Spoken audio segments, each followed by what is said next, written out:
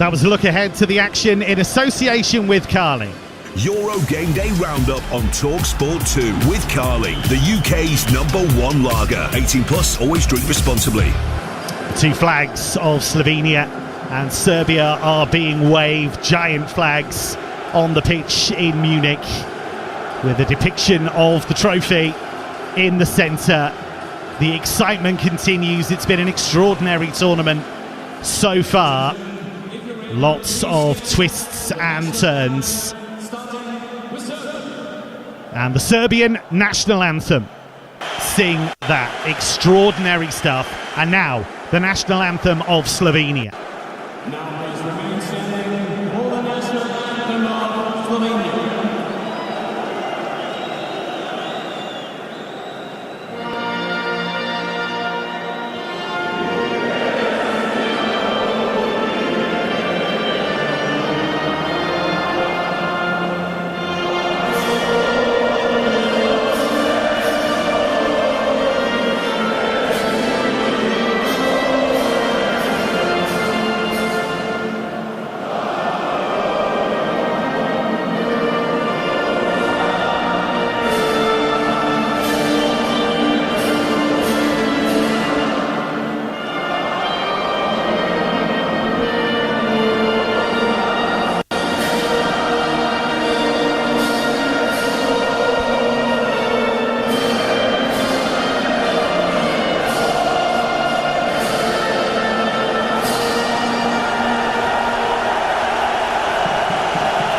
History beckons for either Serbia or Slovenia. Serbia, part of a European Championship finals for the first time as an independent nation. They were part of the Federal Republic of Yugoslavia's efforts back in Euro 2000 when they did play Slovenia in a dramatic, iconic game when they were 3-0 down and scored 3 goals in 6 minutes to turn that game around and draw 3-3, but they have never before competed at a Euros finals as an independent nation. Slovenia have, as I suggested back in Euro 2000, they have never won in the finals of this tournament. Quick reminder of the teams for you. Unchanged Slovenia, Oblak in goal, Kalinic, Dirkušić, Biol and Janja, the back four. The midfield is Stojanovic, Elshnik, Cherin and Mlakar, and it's Spora and Šeško up front. As for Serbia, 3 changes for them.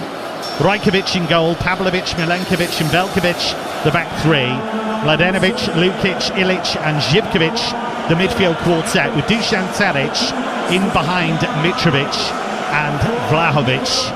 And Tashdawi, the former England striker, alongside me. It is going to be about which of the two teams can be more ruthless, because there is so much attacking talent on that pitch. Yeah, and it's going to be interesting as well to see how the teams come out. You know, are they going to go all guns blazing, or are they going to maybe keep it steady and look to build into the game? I think Serbia definitely need to come out all guns blazing, set their intentions off at the start, see if they can really use their physical presence, aerial ability as well, which we know they're really strong at. But again, I just fancy the Slovenia team. I think they're going to be a real threat on the counter-attack with those front 2 in particular. I see it being a tight one, I really do, but very entertaining game. The referee this afternoon is Istvan Kovac of Romania, very experienced UEFA official. And the scene is set in Munich. This wonderful state-of-the-art stadium, absolutely enormous. The outside of it is eye-catching, but it's what goes on inside it that holds our attention today. It's all up for grabs for both Slovenia and Serbia. It is a regional rivalry that takes centre stage, and it is Slovenia who get us underway. Playing from right to left as we look at it, all in white. Serbia attacking the goal away to the right, all in red. And it is Serbia in possession here, and an early touch down the left for Mladenovic, Filip Mladenovic, who came in for the injured Filip Kostic midway through the game against England. Kostic out for the rest of the tournament with a knee injury.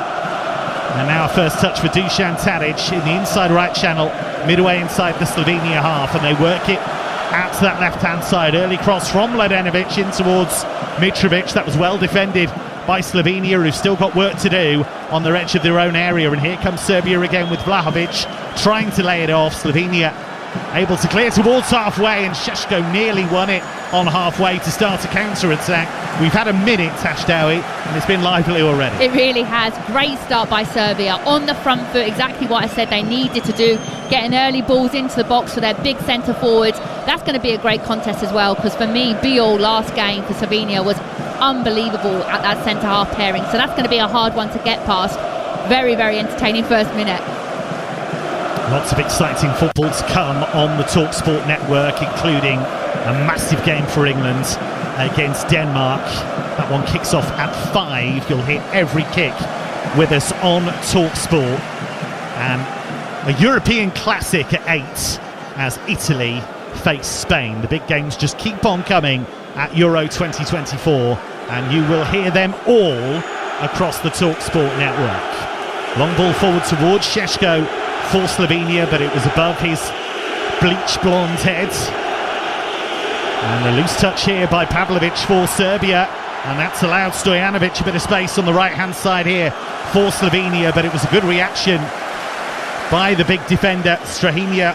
Pavlovic came across and dealt with the danger, but just a bit of nervousness there from that Serbian back line. And Pavlovic specifically had a really tough first half against Bukayo Saka against England. England winning that game by 1-0 thanks to a first half goal from Jude Bellingham, but Serbia were much improved in the second half. Here is Derkušić, the centre back for Slovenia, plays it out to the right hand side, midway inside the Serbian half as Slovenia played their way into it. Elshnik forward to Šeško, who tried to turn on the edge of the Serbian box. It's broken here for Stojanovic.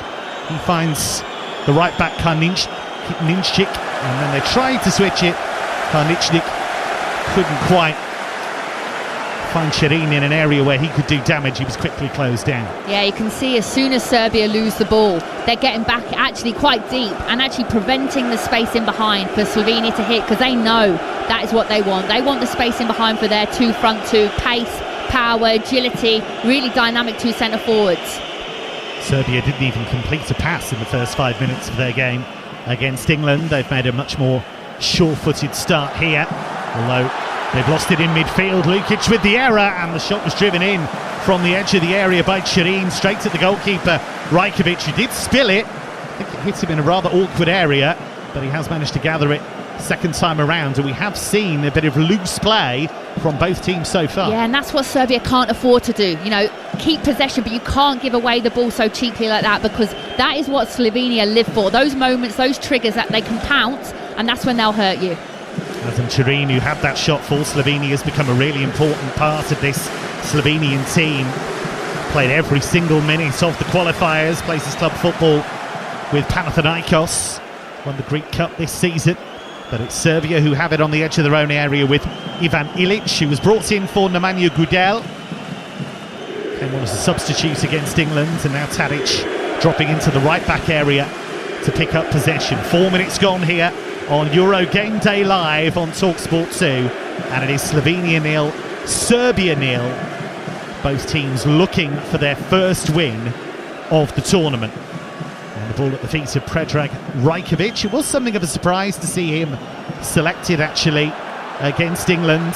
Vanja Milinkovic-Savic was expected to be the starting goalkeeper by some, as Jan Oblak at the other end of the pitch, the Slovenian keeper, almost waits far too long in possession, but he got away with it, and Slovenia able to clear. And now Šeško chases it down the left hand side, but good cover from big Nikola Milenkovic, and he clears for a throw to Slovenia. But Jan Oblak, Tashdawi, was a little bit too casual there. Yeah, that's heart in hand as a centre forward when you're just saying put your foot through the ball. But it's Oblak, his captain, you know, over 300 appearances at club level at Atletico. He's so experienced, he knew what he was doing, and actually in the end found his centre forward very well, and they've obviously gained momentum higher up the pitch.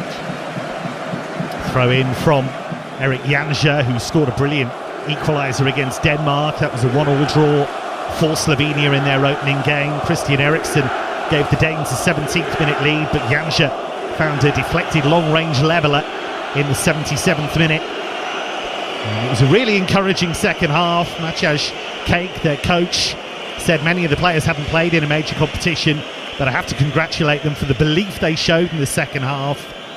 Said their goalkeeper only really had to make one save, and that says a lot, and they did improve. Yeah, they absolutely did. And they'll take a lot of confidence from that second half against a team that are tipped to win the tournament. To only lose 1-0 to England, that's nothing to be embarrassed about.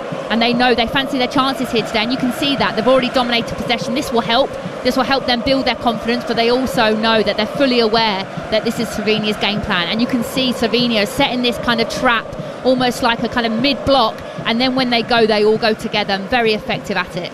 Here is Živkovic for Serbia, coming in off the near side, the right, as we look at it. Won the Greek League with PAOK this season, very important player for Serbia. Down that right-hand side, can play as a winger or a wing-back, and it's as a wing-back that he's operating today. As they work it through midfield, Serbia to the right-hand side, and Tadic, who's popping up all over the pitch at the moment just to get involved. Brought in for Sergej Milinkovic-Savic this afternoon, which raised a few eyebrows. But he had personally demanded a place in the team, and his word apparently carries weight, it would seem. No, absolutely. I think the impact that he had when he came on was huge. So I'm not surprised to see him start today. Ball breaks to Mlakar in the area, and he surges into the box. Right foot shot, brilliantly saved by Rajkovic, who stood strong, saved with his feet, but it was Jan Mlakar who burst into the Serbian box there inside right channel. Right foot shot, good save by the keeper. And this is where Slovenia are just so effective. Don't have the ball maybe for 2 or 3 minutes, and then within seconds they're getting shots off on goal. And this is why I think they are such a threat, and this Serbian team cannot switch off for 1 second. Slovenia with the corner. Far side as we look at it, the right-hand side for Slovenia. And Rajkovic has already had to make a couple of saves for Serbia. Once in an icecream, and now one much more exacting stop to deny Mlakar. Corner taken from the right-hand side, they go short. And they've made a real mess of that, Slovenia. And Tadic is able to clear from Serbia's left-back zone deep into Slovenian territory. It's collected by Jan Karaničnik, who played in all 10 of the qualifiers. He's established as the first choice right back for Slovenia and has been for some time. He plays it up the right-hand side for Stojanovic. And Slovenia comfortable in possession. They play a rather old-school 4-4-2, but it works for them. Their qualifying campaign was their best ever in a major tournament. 7 wins, 22 points. But they've given away a free kick in the centre circle. And Serbia getting on with it. Remember, they really do need to bounce back after that defeat to England. 9th minute, Slovenia 0, Serbia 0 in Munich. First game of a fascinating day. You'll hear it all on the TalkSport network. England against Denmark at 5. And then Spain against Italy at 8 as Mitrovic is fouled by Derkušić. Love that little bit of 1v1 there. Derkušić just early on letting him know he's there, letting him know that he's not going to have any time on the ball. And I think having Tadic in the team allows Mitrovic not to have to drop in so much. Stefan Živkovic on the right-hand side. He sent a booming cross to the far side, but it was just a bit too high for Milos Veljkovic. There is an element of Serbia just hurrying things up here, and they look a bit rushed at times. Yeah, absolutely, a bit anxious. You've got a lot of time. A lot of time in the game. Momentum is going to change. There's going to be moments where Slovenia are on top and then Serbia, but as long as they stay in the game, I think that's the most important thing. Serbia qualified for the 2022 World Cup in Qatar, but had a disappointing tournament, lost to Brazil and Switzerland, drew 3-3 with Cameroon despite having a 3-1 lead. They are so desperate to put on a better show in this tournament. As it's swept away by Milenkovic in his own defensive third, the big centre-back from Fiorentina. He was under pressure there and he banged it out of play for a throw, which Slovenia have already taken. There's a real tempo about this game in the opening 10 minutes. No goals yet between Slovenia and Serbia here on TalkSport 2. Long ball by Biol for Slovenia. Out to the right-hand side, and Karaničnik couldn't quite catch up with it, but it was a nice idea, and he's got a good passing range, has Biol. He's become a really important part of that defensive unit. Made his 50th appearance for his country in the game against Denmark a few days ago. Yeah, he impressed me a lot in that game. He was probably one of my standout players, close to getting player of the match for me. Huge blocks at times, real old school centre half, just loves to defend. I don't think you see many of them these days, so he's going to be key, him and Oblak, for this Slovenia team. Stojanovic making tracks down the right hand side for Slovenia, but he was quickly challenged. The ball toe poked away from him. It'll be a Slovenian throw, and Slovenia maintaining their momentum from that excellent second half against Denmark. Denmark had no answer to them really in the second periods. Jan Oblak came up with a massive save to deny Rasmus Højlund. Could have been a very different game if that had gone in, but it wasn't, and Slovenia really grew into the game. The ball is swung out towards the right hand side, and Kalinic, who will look to get forward on that right flank whenever he can for Slovenia, but he lost it, and then free kick is given for a foul on Mladenovic, who goes down clutching his left knee. It was just a late challenge really from Cherin, and it has been physical, it's been exciting.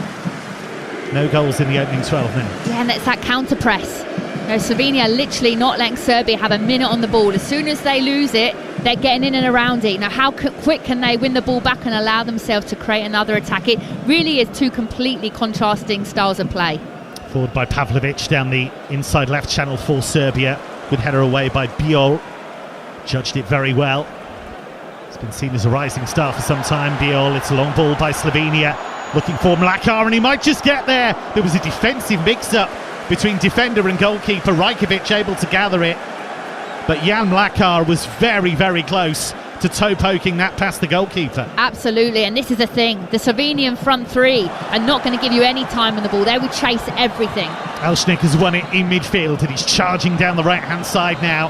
He's got Pavlovic for company, and Pavlovic was under pressure and fouled in the end, but there's a real snap about Slovenia in midfield right now. Yeah, they're winning that battle for sure, and I think Serbia are really struggling to get their front two into the game, and that's the thing that's the most frustrating thing. They're their key players, Mitrovic and Vlahovic. You have to get them touches on the ball, and within the first 15 minutes they haven't been involved at all, and that's not good enough. The voice of the former England striker Tash Dowie alongside Kevin Hatchard for this one. Slovenia 0, Serbia 0, the first game of the day, this one in Munich.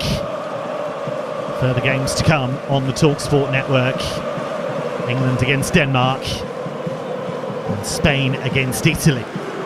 Two massive games to come. Here is Tadic for Serbia, rolls it along the halfway line to find Fulham's Sasha Lukic,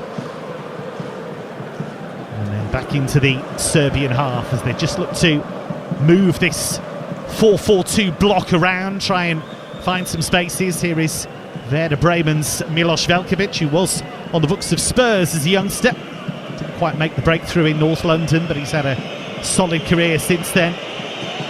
He's been with Werder Bremen for a long time in the north of Germany.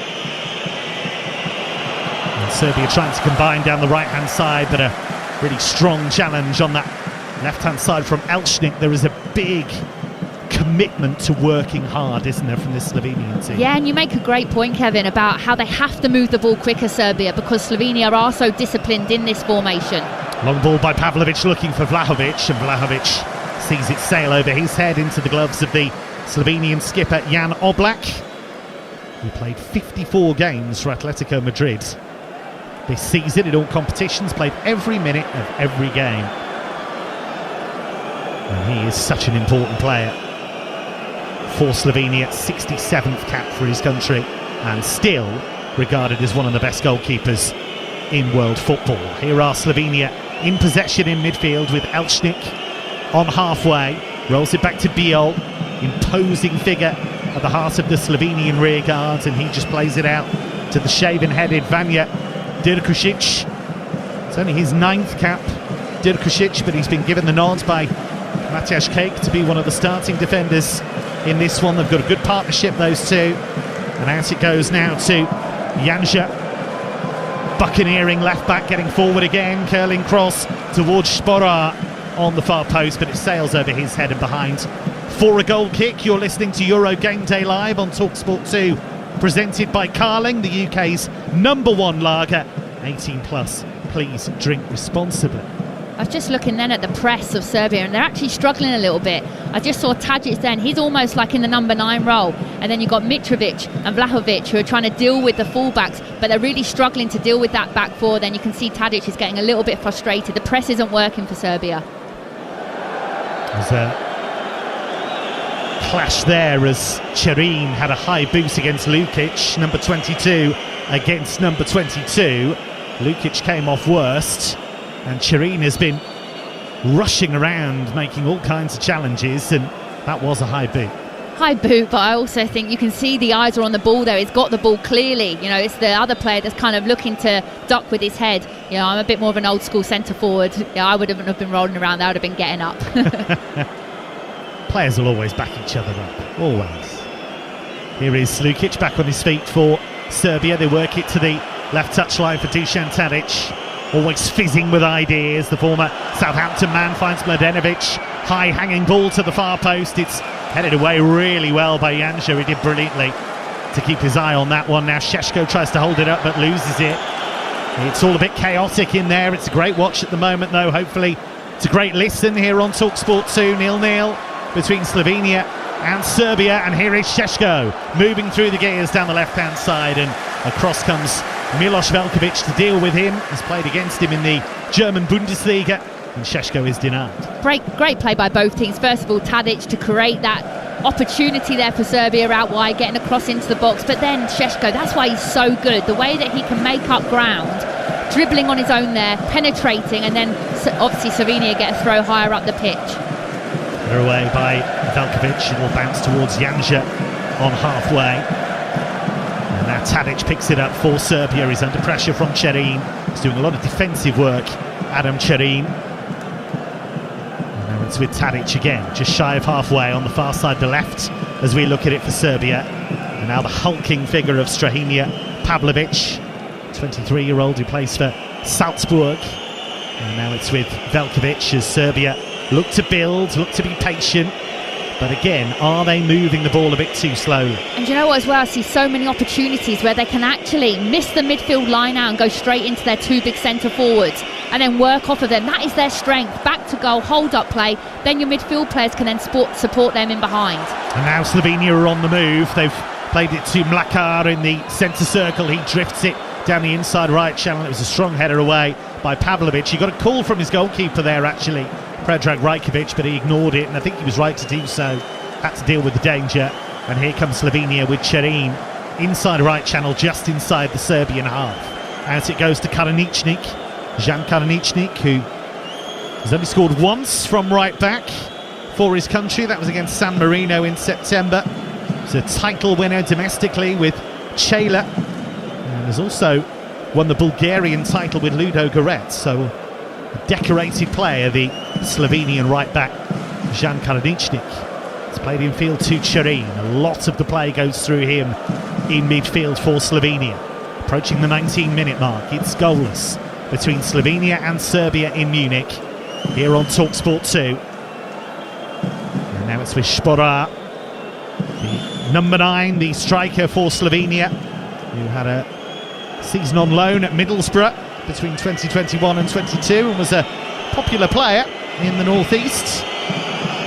Serbian fans getting frustrated here with Slovenia having a good spell of possession. Janja, low ball into the feet of Šeško, tried to flick it on first time. The attack breaks down, but now Elchnik sweeps it out to the right hand side for Karaničnik. In it comes to Cerin, moving into space. Serbia trying to stick in their shape. Here's Janja, curling cross to the far post. Goalkeeper was really struggling. He flapped at it, just about got enough distance on it, Rajkovic. But here comes Slovenia again. Dirkušić from centre back crosses from the right hand side towards Šporar, and Serbia at full stretch able to clear it. And this is becoming a real siege here, with Slovenia building momentum with 20 minutes gone. Yeah, you can feel a goal coming. Slovenia really dominating this last couple of minutes. Here's Cerin down the right hand side for Slovenia. Cross is blocked by Tadic, who's having to work back there. Now Stojanovic works it in field for Elchnik. Left foot shot, that's charged down on the edge of the area. Stojanovic now will just chip it towards the right-hand side, but he chips it too far, and it's out of play for a Serbian throw on the far side of the left. Yeah, Serbia need to regroup. I talked about their press, but they really are struggling with it, and I think they're struggling as well with Slovenia's fluidity, how they're changing positions. You know, people are rotating. I don't think they're handling that very well at all. So I think maybe this kind of break now in play, the likes of Tadic, your more senior players, they need to figure out how they're going to press this Slovenia team. Slovenia unbeaten in 2024. They've only lost one of their last 13 internationals. That was a 2-1 loss against Denmark back in November. And they have scored in all 13 of those games. And they sprung a real surprise in March by beating Portugal 2-0. This is a team full of confidence, and it has real punch in attack with Sporar and Šeško. Great work from Chirin, skipping away from challenges down the right. Finds Kaliničnik, and his cross is blocked by Pavlovic. It's going to be a throw to Slovenia down by the corner flag on the far side, the Slovenian right. Yeah, Serbia, they're too reactive. You know, they're not front foot, and I think that's the difference right now in these first 20 minutes. Slovenia have been proactive on the front foot. The Serbians haven't. Kaliničnik to take this throw. Stojanovic moves towards him and just cushions it back to Kaliničnik, tight to the right touchline. And now Slovenia will look to build again. Curling ball across the centre circle to find Erik Janja. Scored twice in the qualifiers, Janja. He's a real danger down that left-hand side. He's found Mlakar, just jabs it into the Serbian penalty area, but it's cleared. But Serbia just cannot get any momentum. Dusan Vlahovic having to operate in his own right-back zone, and he's lost it. And Šeško trying to make a nuisance of himself, wins the corner, and they just cannot get out, Serbia, at the moment. They cannot get out their own half. You know, this has been full-on pressure now for 5 minutes by Slovenia, and it has been brilliant. They have been non-stop, counter-press after counter-press, winning it back. Now, they have to make sure they score in this period that they're dominating. Says a lot that Vlahovic, the striker, was operating as a right-back and not a particularly good one. Played his team into trouble, and that's what's led to this corner, which Chirin again goes short with. Back out to Chirin, they've changed the angle here. Back to Janja, going the long way round, left-footed cross towards the far post. Rajkovic should get there and does get there, all in green. Predrag Rajkovic makes the catch, the Mallorca goalkeeper, who made a brilliant save against Harry Kane in the game against England that stopped it getting to 2-0. And he has been the busier goalkeeper by some distance. I think both teams as well have been quite wasteful in the final third. I think there's only been one corner so far for Slovenia, which they went short and wasted that. And then when both teams have got into that final third, the final cross, it's been straight to the keeper, it's been out of play. And I think these moments aren't going to happen too often. These are the moments where you have to keep a cool head and you really have to make more. Here comes Tadic for Serbia on the right-hand side. Former Ajax player, he played for Fenerbahce in Turkey this season, helped them put 99 points on the board in the Turkish Super League, but they did not win the title. They were pipped to it by Galatasaray. Fenerbahce have since brought Jose Mourinho to Turkey. That's going to be an interesting mix. Mourinho and Turkish football, lots of drama to come there. Here comes Slovenia down the right-hand side. Kaliničnik trying to get there. Mladenovic came across and made the challenge, and that's going to be a yellow card for Mladenovic, the first of the afternoon. He went flying into Kaliničnik, and the referee Istvan Kovac brandishes the card. Yeah, they just look sharper, don't they? Let's be honest, Slovenia. They're first to everything, first and second to everything. They look like a team that got a point, you know, got an important point first game of this tournament. Serbia look like a team that almost a little bit desperate at times, that they know that this game they have to get the 3 points, but right now they look tired, and really the only team that look like scoring a goal is Slovenia. Mladenovic came in to replace Filip Kostic down that left-hand side for Serbia. He was ruled out for the rest of the tournament with a knee injury. It's a real shame for him. Here comes Slovenia again, down the right-hand side. Mladenovic with more defending to do, and the cross was curled in towards goal and punched away unconvincingly by Rajkovic. They have it here on the follow-up. Slovenia on the edge of the area, but can't force their way through, and now Serbia look to break, but they can't make anything happen. Slovenia have won it back, and it's chipped forward by Janja, and then cleared at full stretch by Veljkovic for Serbia into Slovenian territory. It's a real battle between Drkušić and Mitrovic, and Mitrovic came out on top there. It's a bit more WWE than football there. Brilliant hold-up play there by the number 9. That's exactly what they need to do. When the team's under pressure and you don't have the ball, when it does come up to you, you have to make sure you keep the ball for your team. Win a foul, let your team regain possession. 25 minutes gone in Munich. Slovenia 0, Serbia 0 on TalkSport 2. And later on today on the TalkSport channel, we've got England against Denmark at 5, Italy against Spain at 8. Played in here towards Vlahovic on the edge of the Slovenian area, and he was trying to hold it up and trying to turn, but Slovenia were on him immediately, and they've cleared into Serbian territory. But here comes Serbia again down the right this time. Low ball from Živkovic again towards Vlahovic on the edge of the area, trying to turn. Can he get the shot away? No, he can't, but he could spread the play towards Mladenovic. Down by the corner flag on the far side, the Serbian left. He lays it off for Mitrovic in his orange boots. Now it's back with Ilic. Serbia trying to work their way through. Left corner of the penalty area with Vlahovic. And it goes to Lukic. He lets it run though to Ilic. Patience here from Serbia, and that's nice. Lukic finds Ilic in a really poor cross. Easily cleared by Derkušić. And that should have been a much better cross. It should have, but much better play. Do you see there how they're playing it into their centre forwards? But then now the support has to be quicker. When you know you're going into that number 9, midfield players, get behind them, support them. Ilic with the cross from the left-hand side, and the diving header from Vlahovic sees the ball go straight to Oblak.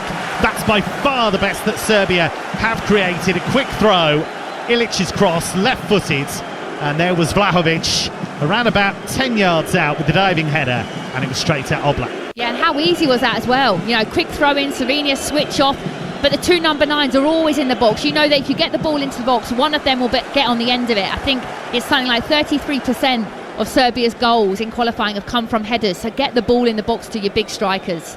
Tashdawi has done her homework indeed. 5 of Serbia's 15 goals in qualifying were scored with headers. They finished second in their qualification group, lost home and away to Hungary, but finished 3 points clear of third place Montenegro. They were the only team in their section to score in all 8 of their qualifiers. 28th minute in Munich, live Euro 2024 football on TalkSport 2, and it is Slovenia 0, Serbia 0 with Kevin Hatchard and the former England striker Tashdawi. It's with Derkušić in the centre-back position for Slovenia. Sweeps it across to Janja. I think what Serbia have done really well there is actually in that period they've rode the wave now, so now they've been able to gain momentum. Good charging run by Janja out to the left-hand side. Mlakar, low cross into the box. There were 3 white shirts to aim for. He didn't find any of them, and Serbia are able to clear, and then Biol comes across to Mitrovic and sends him to the turf. The referee is Stvan Kovac. Not too happy with that, but it's a free kick and nothing more than that. Yeah, good doubling up there by Slovenia, and they have to. You know, the 2 centre forwards for Serbia, that is their strength. Hold up play, big old school centre forwards. Yeah, there's nothing wrong with that. If anything, it's a professional foul. Do you just watch footage at home of players holding the ball up? Oh, I love Strikers. it. Yeah, that was me. You know, old school. I wasn't quick, I wasn't skillful, but I was just an old school centre forward. You know, your Alan Shearers, Foxes in the boxes, and Mitrovic for me is exactly like that. Has been an excellent performance in that respect from Mitrovic, but he's had no chances to speak of so far. But here's Živkovic racing down the right for Serbia, finding his captain Dusan Tadic. Tadic with a bit of twinkle toe play just to skip away from the challenge, but they really stuck to their guns there, Slovenia. They are so solid in that 4-4-2. Play through as if you dare. Here is Pavlovic though, trying to do just that, playing between the lines, finding Vlahovic 35 yards out, dead centre. Crafts a lovely left-footed pass to the far touchline of Mladenovic. He lays it off for Lukic.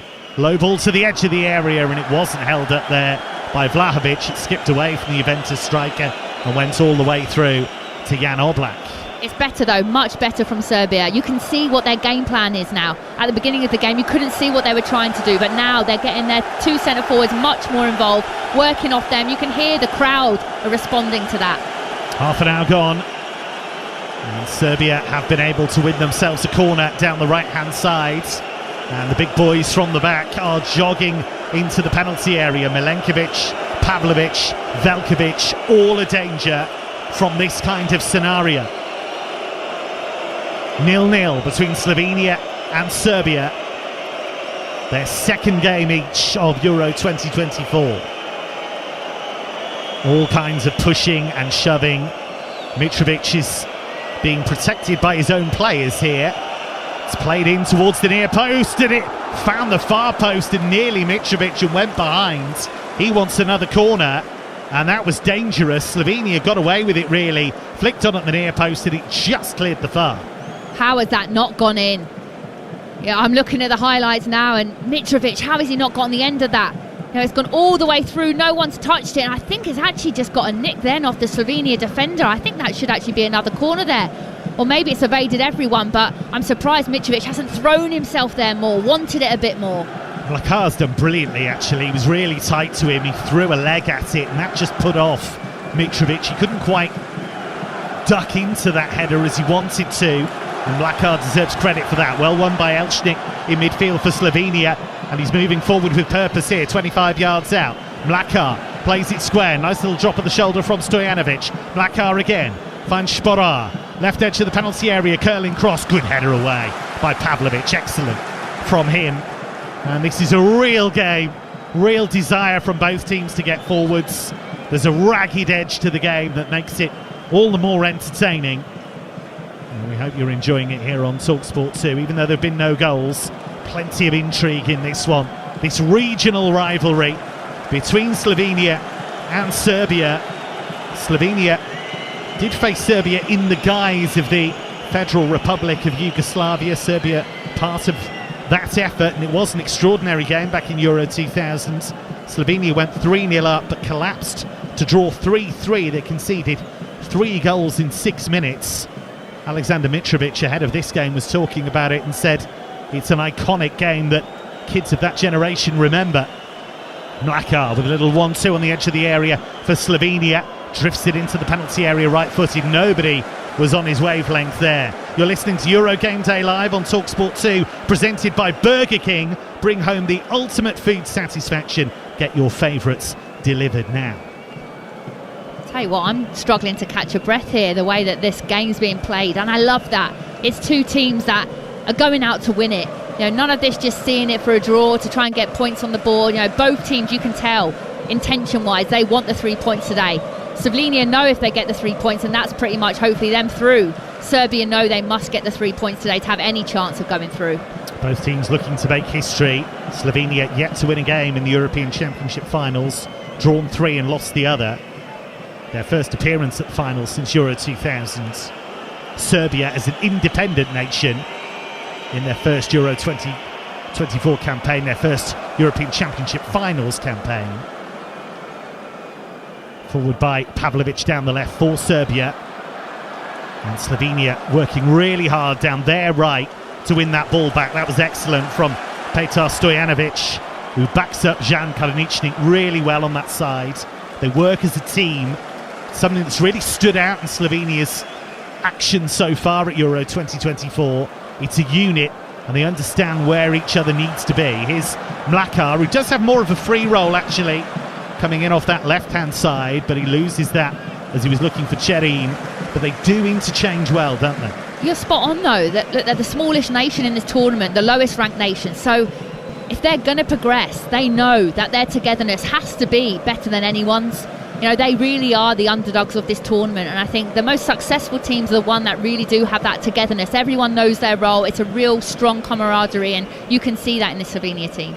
Slovenia 0, Serbia 0. Live Euro 2024 football on TalkSport 2. And here is Andrija Živković, the right wing back for Serbia. Comes in off the near touchline, drifts it almost like a golf shot out to the far side and finds Mladenovic.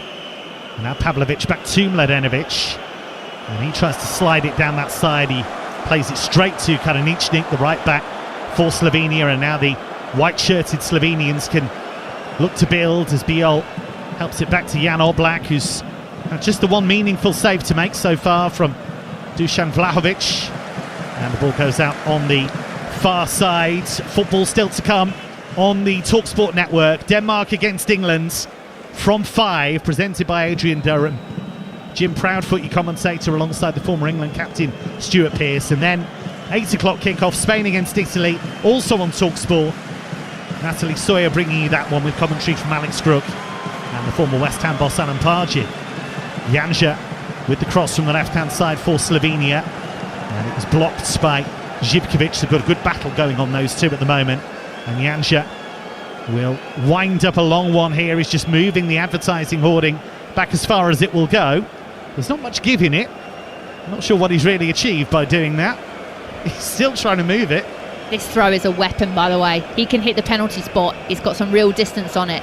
He's trying to dry his hands on it as well. Here is Janja's throw towards the 6-yard box. It was a wonderful throw. Janja on the follow-up. Mlakar with a volley that was never really convincing. Just dribbled almost apologetically into the penalty area, and Serbia able to clear. It's been a game of real promise in an attacking sense, but neither goalkeeper beaten so far, as Jan Oblak hammers it towards halfway onto the chest of Janja, who's so heavily involved from left back for Slovenia. Now Cherin out to Mlakar. He's got himself into some dangerous positions so far for Slovenia, Jan Mlakar. Twice a Croatian Cup winner with Hajduk Splits. Was on the books of Brighton at one stage, Mlakar, but didn't make a breakthrough. Here's Cherin, dead centre, 30 yards out for Slovenia. Out to Janja, tight to the left touchline, low ball into the box. That's cleared well by Serbia. Now on the follow-up, here's Elshnik, low ball, it's come back to him. Elshnik into the area, off the post, and now Šeško blazes it over on the follow-up, and that's the closest that Slovenia have come. Timi Elshnik wriggling his way into the penalty area. His shot hit the post, and the rebound fell to Šeško, and he couldn't hit the target. I cannot believe he hasn't hit the target. It is brilliant play by Cherin there, and so unlucky to hit the post. And if you want it to fall to anyone, you want to fall to that man, Šeško, who normally has so much composure. He could have even taken a touch, he had that much time, but he's off balance, he's leaning back. You can see there, the touch isn't bad, but then he just has leant back. You know, that should really be a goal. That should be 1-0 to Slovenia. It was wonderful play from Timi Elshnik in the first place. He got a bit of luck with the way the ball broke to him, but then he wriggled into the penalty area, cut across it with his right foot, beat the goalkeeper and hit the post, and then Šeško off target. At the other end, Vlahovic has just been fouled by Janja in a dangerous area. It's around about 22 yards from goal, inside left channel. And Vlahovic was too hot to handle for Janja there. Yeah, and it's interesting, a few minutes ago I was looking at Vlahovic's body language, and it was quite poor, you know, because you spoke earlier. He's been asking to do a lot of defensive work, and he doesn't want to do that. He's a centre forward. He wants to be higher up the pitch, creating, scoring goals. And him and Mitrovic have been asked to do a lot of defensive work. But that's fascinating for me. Who is going to win that battle up front? The likes of Biol versus Mitrovic and Janja, and I love it. I'm with a smile on my face right now because I love that battle between old school centre half and old school centre forward. It's actually been placed a little bit further out than I initially thought, and that might help Serbia here. Vlahovic and Tadic stood over it, inside left channel. Big deep breath from Vlahovic. He can hit them from here. Left-footed, Vlahovic straight into the wall. He'll go for the follow-up, and that hits the wall as well. And all a bit of an anti-climax from Dusan Vlahovic, who is cutting a frustrated figure in the opening 39 minutes here. Slovenia 0, Serbia 0. Euro Game Day Live on TalkSport 2. Header from Elshnik. It's bobbling around midfield. Vlahovic nods it down to Živkovic. Živkovic running down the inside right channel, finds Vlahovic, comes in on his left foot. Dusan Vlahovic. Can one of these teams nudge in front before half-time? Slovenia have been by quite a distance the more dangerous of the two teams, but they haven't made the most of that. And now it's with Mladenovic for Serbia, tight to the left touchline, midway inside the Slovenian half. First goal is going to be crucial today, absolutely crucial. I can feel it. Whoever gets the first goal here, I think will go on and win the game. Živkovic comes in off the right touchline, low ball into Vlahovic, tried to flick it on for Tadic, but Slovenia stay strong and defend well. And they want a free kick there. They're not going to get one in midfield. The referee, Istvan Kovac, telling Stojanovic to get to his feet. Here comes Serbia down the right-hand side with Mitrovic having to come wide to get involved. Found Tadic in the area. Tadic twisting, turning, couldn't get the shot away. Just did look as though it was there for him to curl it left-footed, but he turned down that opportunity, and Slovenia were able to clear. I don't know why he did. He did all the hard work, half a yard on his strong left foot.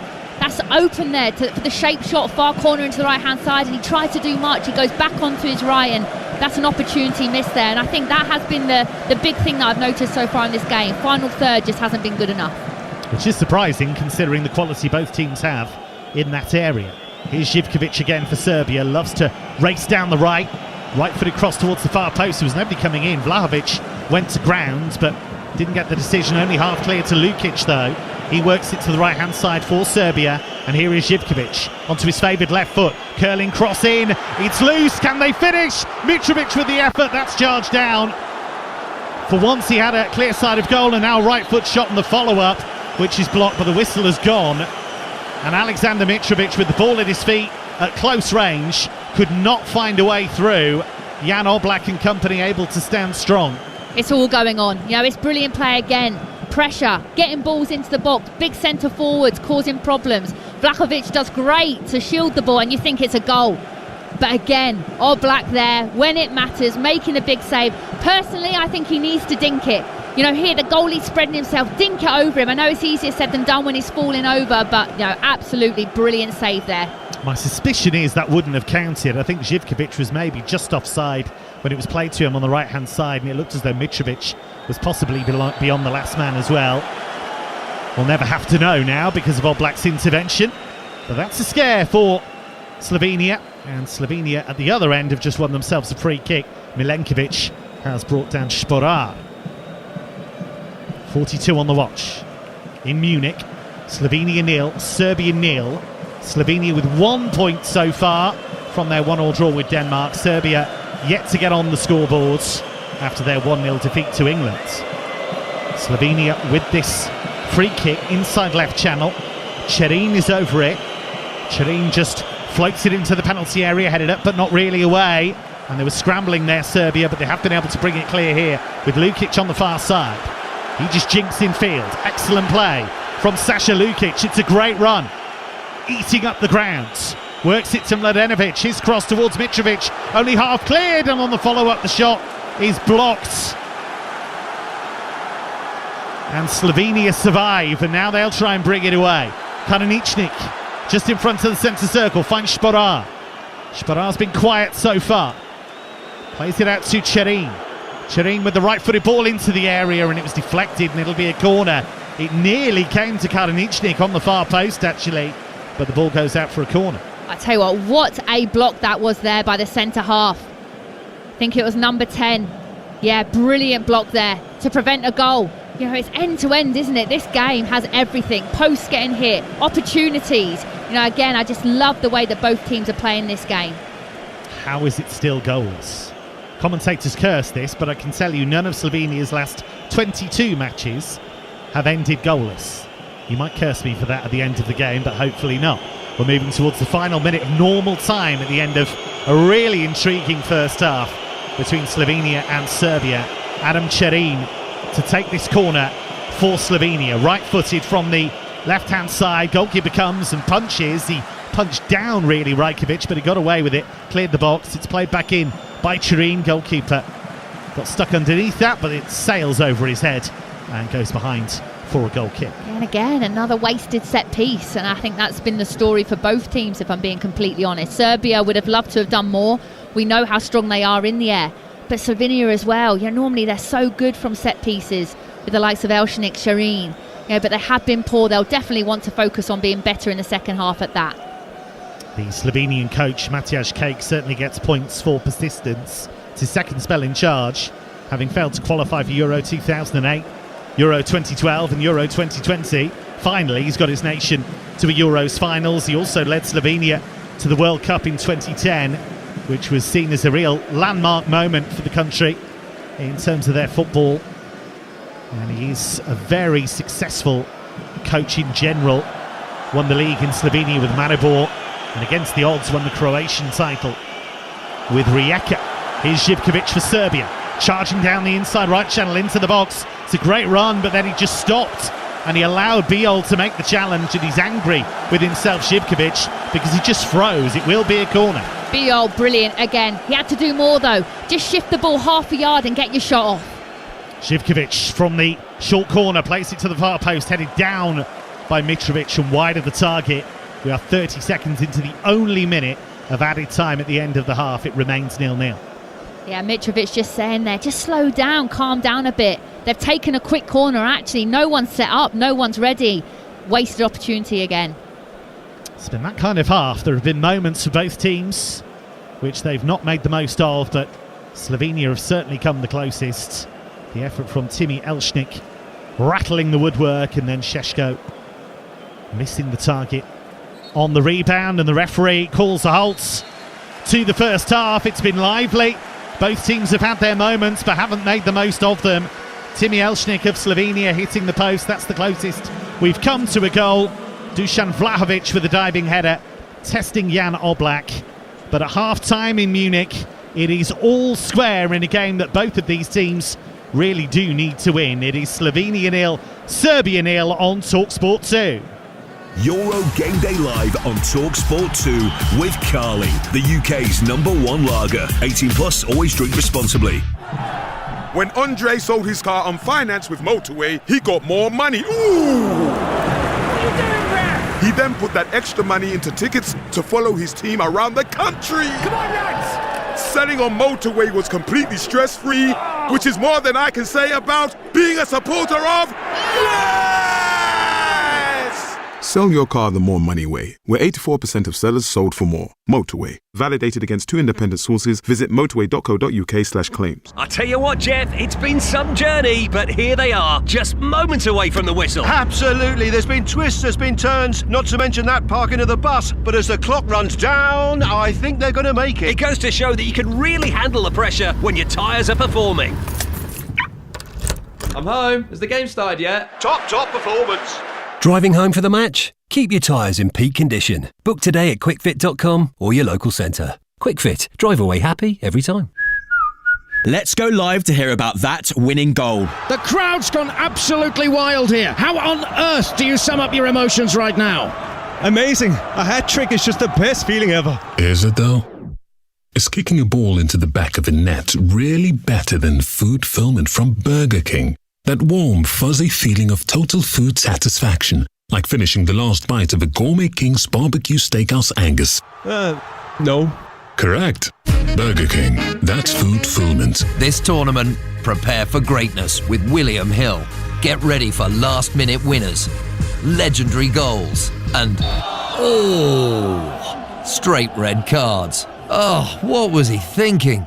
Win 50% more on every England game this tournament with Bet Builder Extra, online or in the app. Only from William Hill. Available day before match to kick-off. Bet Builders are 3+ selections at 3-1 or more. Pre-match singles, match stake £20. Full T's and C's apply. 18+. BeGambleAware.org. Get match ready with Club Card prices. Like 2 for £8 on selected Fire Pit barbecue products. With Tesco Club Card, everyone can feel the... To lower prices. Tesco. Every little helps. Majority of larger stores ends 22nd of September. Excludes Northern Ireland. Club Card or app required. I need to get snacks. I need to get drinks. Should have done this beforehand. I need to get treats. Gotta find a BP. Gotta find a BP. Oh, my mates say won't like me. Gotta find a... Oh, there it is. BP is here for all your big game essentials. Plus, BP Me Rewards members can earn points to put towards great saves. Adam in the car 1, hungry mates 0. BP, here for all of life's journeys. BP Me Rewards card or app required. For full T's and C's, visit bpmerewards.co.uk. Strength comes from confidence, both on and off the pitch. And confidence starts with self-care. Upgrade your game with Dove Men Plus Care Advanced 72-hour sweat protection antiperspirant deodorant and Dove Men Plus Care 24-hour nourishing body wash. Perfect for your post-match shower. Now available in new eucalyptus and mint long-lasting fresh fragrance. Let confidence last with Dove Men Plus Care. Proud partners of UEFA Euro 2024 Germany. Euro Game Day Live, delivered by TalkSport 2 with Burger King. What's better than a last-minute winner? A crispy chicken royale delivered straight to your door. TalkSport 2. Every sub, every send-off, every sublime set piece. Official broadcast partner of UEFA Euro 2024 Germany. Euro Game Day Live on TalkSport 2. I like it. England off to a winning start. Boy, is there room for improvement. Winning matches in tournaments is incredibly hard. It's a victory at the end of the day, 3 points, and we move on to this important game. Yeah, we're just looking forward to the next game. We know it will be another challenge. We played Denmark before. Okay, Harry Kane, this is your moment. England were a world-class side. They got to a final of a major championship. Their captain delivers when the country need him most. I think they're probably a better side now than ever. I know that was then, but it could be again. We know that we have good players. Saka getting towards the byline, works it inside the penalty area, and Jude Bellingham with a flying header. Inside the change room, we'll be happy with that. Of course, there will be negatives that we want to kind of rub out, but overall, I'm pleased with that performance. Could be a chance for Eriksen, and he fires the ball in the back of the net. For me, it's all about a new game and trying to win it with the players we have in front of us. Any opponent that we play, I think that you have to give them the level of respect that they deserve. Yeah, this will be an extremely tough test.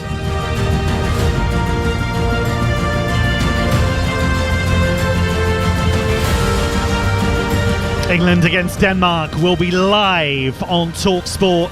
Kick-off at 5 o'clock this afternoon.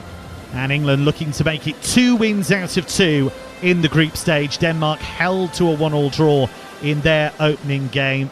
Kevin Hatchard alongside the former England striker Tash Dowie. And Tash, there was quite a bit of negativity about England's performance against Serbia, but we've seen Serbia are a dangerous team. I thought England did fine. Clean sheet, opening win, Jude Bellingham played well. There's a lot to like.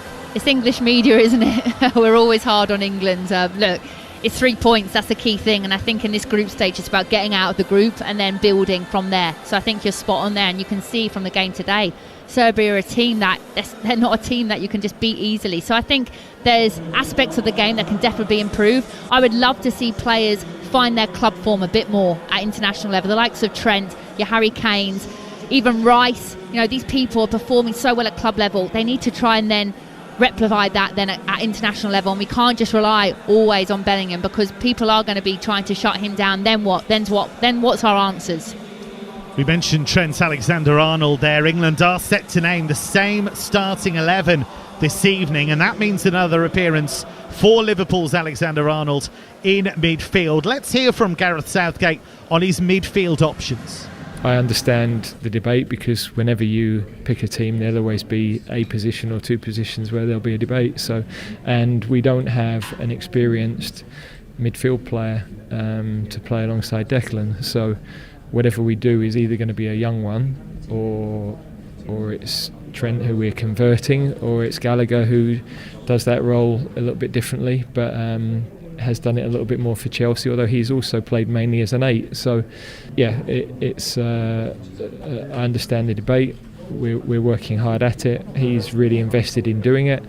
I think he can bring us things that no other player can with his range of passing, but also this is about the whole team functioning, and in the period of the game where it was a bit quieter the other night, the whole team weren't functioning, so several players suffered because of that.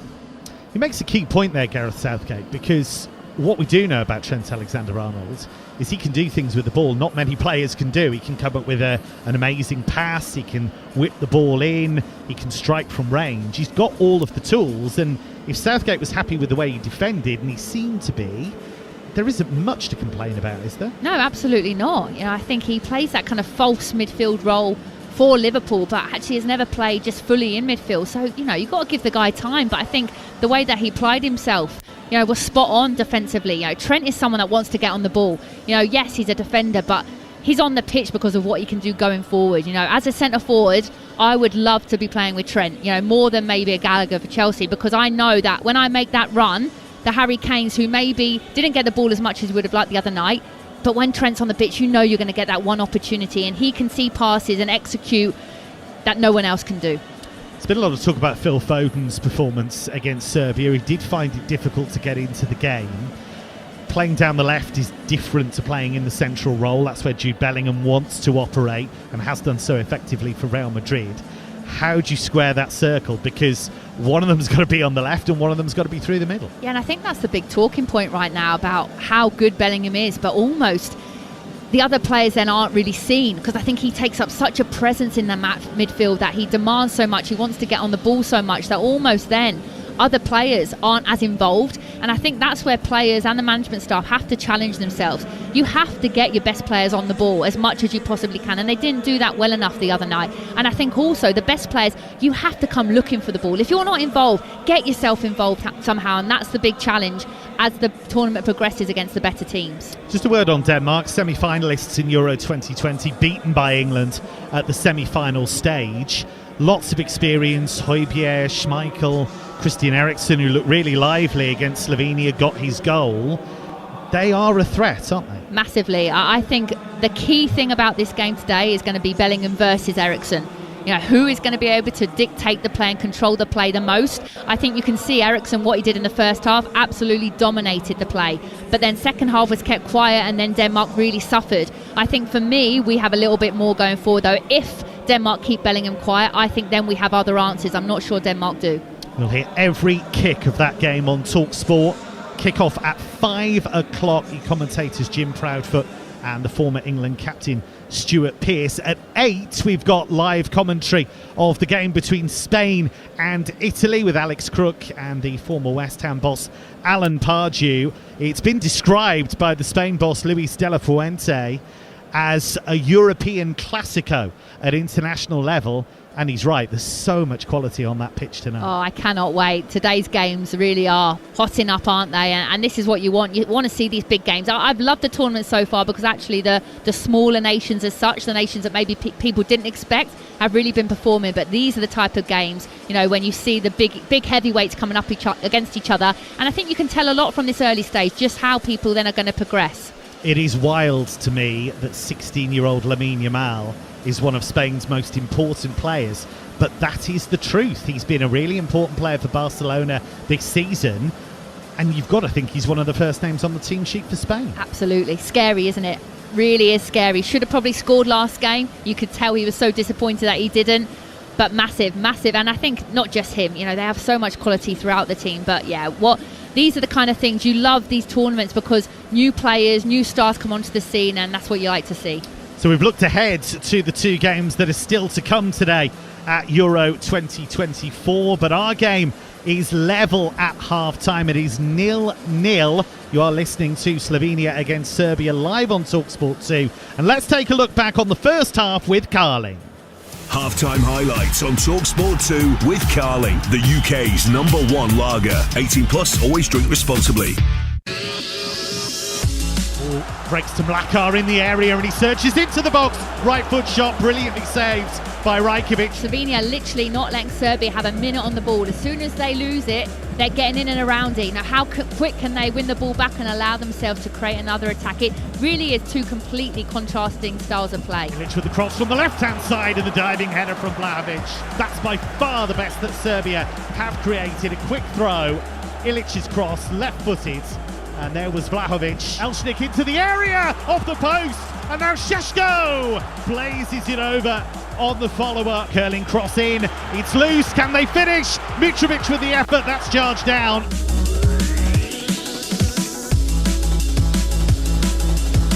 So it is 0-0 between Slovenia and Serbia. Kevin Hatchard alongside the former England striker Tash Dowie for this one. And Tash, how was that 0-0?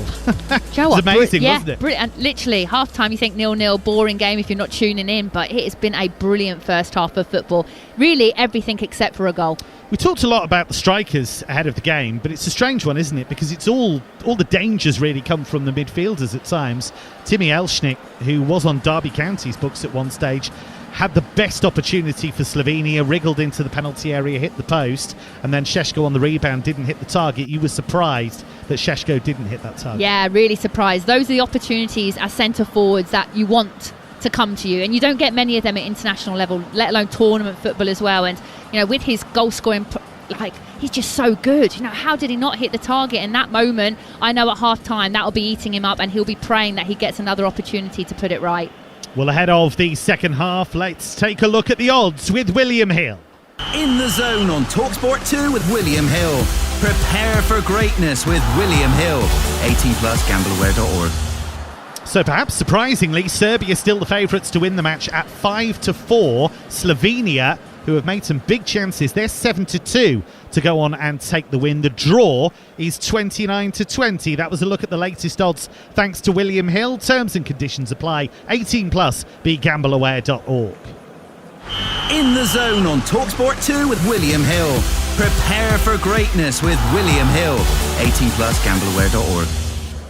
So the players set to emerge from the tunnel ahead of this second half. It did look as though Serbia were preparing a change, actually. It looked as though Mijat Gacinovic was being readied. What do Serbia need to do, Tash? Because they've had times when they've moved the ball far too slowly and they've allowed Slovenia to get set in that 4-4-2. They need to come out fast. I think actually Slovenia started the game the better. Serbia can't allow them to do that. They need to start this second half the strongest. They've got 45 minutes now, and I did say before, this is a must-win for them. So for me, right now, I think Slovenia are in the better position. They can relax a little bit more. They can bide their time and wait for opportunities. But I do think, and I said it first half, whoever scores first will go on and win the game. Mateusz Kek, all in black this afternoon. The coach of Slovenia in his black cap and rather shiny black polo shirt, bringing his players together for a bit of a huddle ahead of this second half. He'll be pleased with what his team has done so far. The only thing they haven't done is put the ball beyond the goalkeeper and into the net, but they'll be delighted with how they've competed, given that Serbia were the favourites ahead of this game. And Serbia know that they need to find an extra gear, and they are going to make that change that I suggested. Mijat Gacinovic, player who did play in Germany for quite a long time for Eintracht Frankfurt. He's coming on for Mladenovic, who got forward to good effect down the left-hand side at times. That's a really interesting one. Gacinovic is a midfield player, likes to get forwards. So Filip Mladenovic, who did play left wing back, is off, and he's replaced by Mijat Gacinovic, who has lined up actually on that left-hand side. It'll be Serbia to kick us off in the second period, playing from right to left, all in red. Slovenia attacking the goal away to the right-hand side, all in white. Tash Dowie, what do you make of that substitution? Yeah, I think it says a lot, to be honest. I think it shows that they need to go and get this win now, and I think it's important. And I think Serbia can take a lot of promise from the first half, because I think actually first 20 minutes they were really poor, but then grew into the game and actually problem solved a lot with the press that I spoke about that they were struggling with, and actually had some really good chances. So I think a change had to be made, and good intentions there. No changes for Slovenia. Slovenia with Oblak in goal, Karaničnik, Dirkušić, Biol and Janja at the back, Stojanovic, Elšnik, Čerin and Mlakar in midfield, Šporar and Šeško up front. Serbia with Rajkovic in goal, Pavlovic, Milenkovic, Velkovic at the back, Gacinovic, Lukic, Ilic and Živkovic in midfield, with Tadic in the number 10 role, just in behind Mitrovic and Vlahovic. Here comes Slovenia with Šeško, who scored in his final 7 Bundesliga appearances of the campaign for RB Leipzig. Got 23 goals for club and country this season, got 22 the season before. He's just 21 years old. Scary. Getting younger and younger, these superstar players. Here comes Serbia with a long ball towards Tadic. It's not the kind of ball that Dusan Tadic thrives on, really, but here's Mitrovic picking up the pieces, edge of the area, finds it again. Mitrovic, brilliant save by Oblak.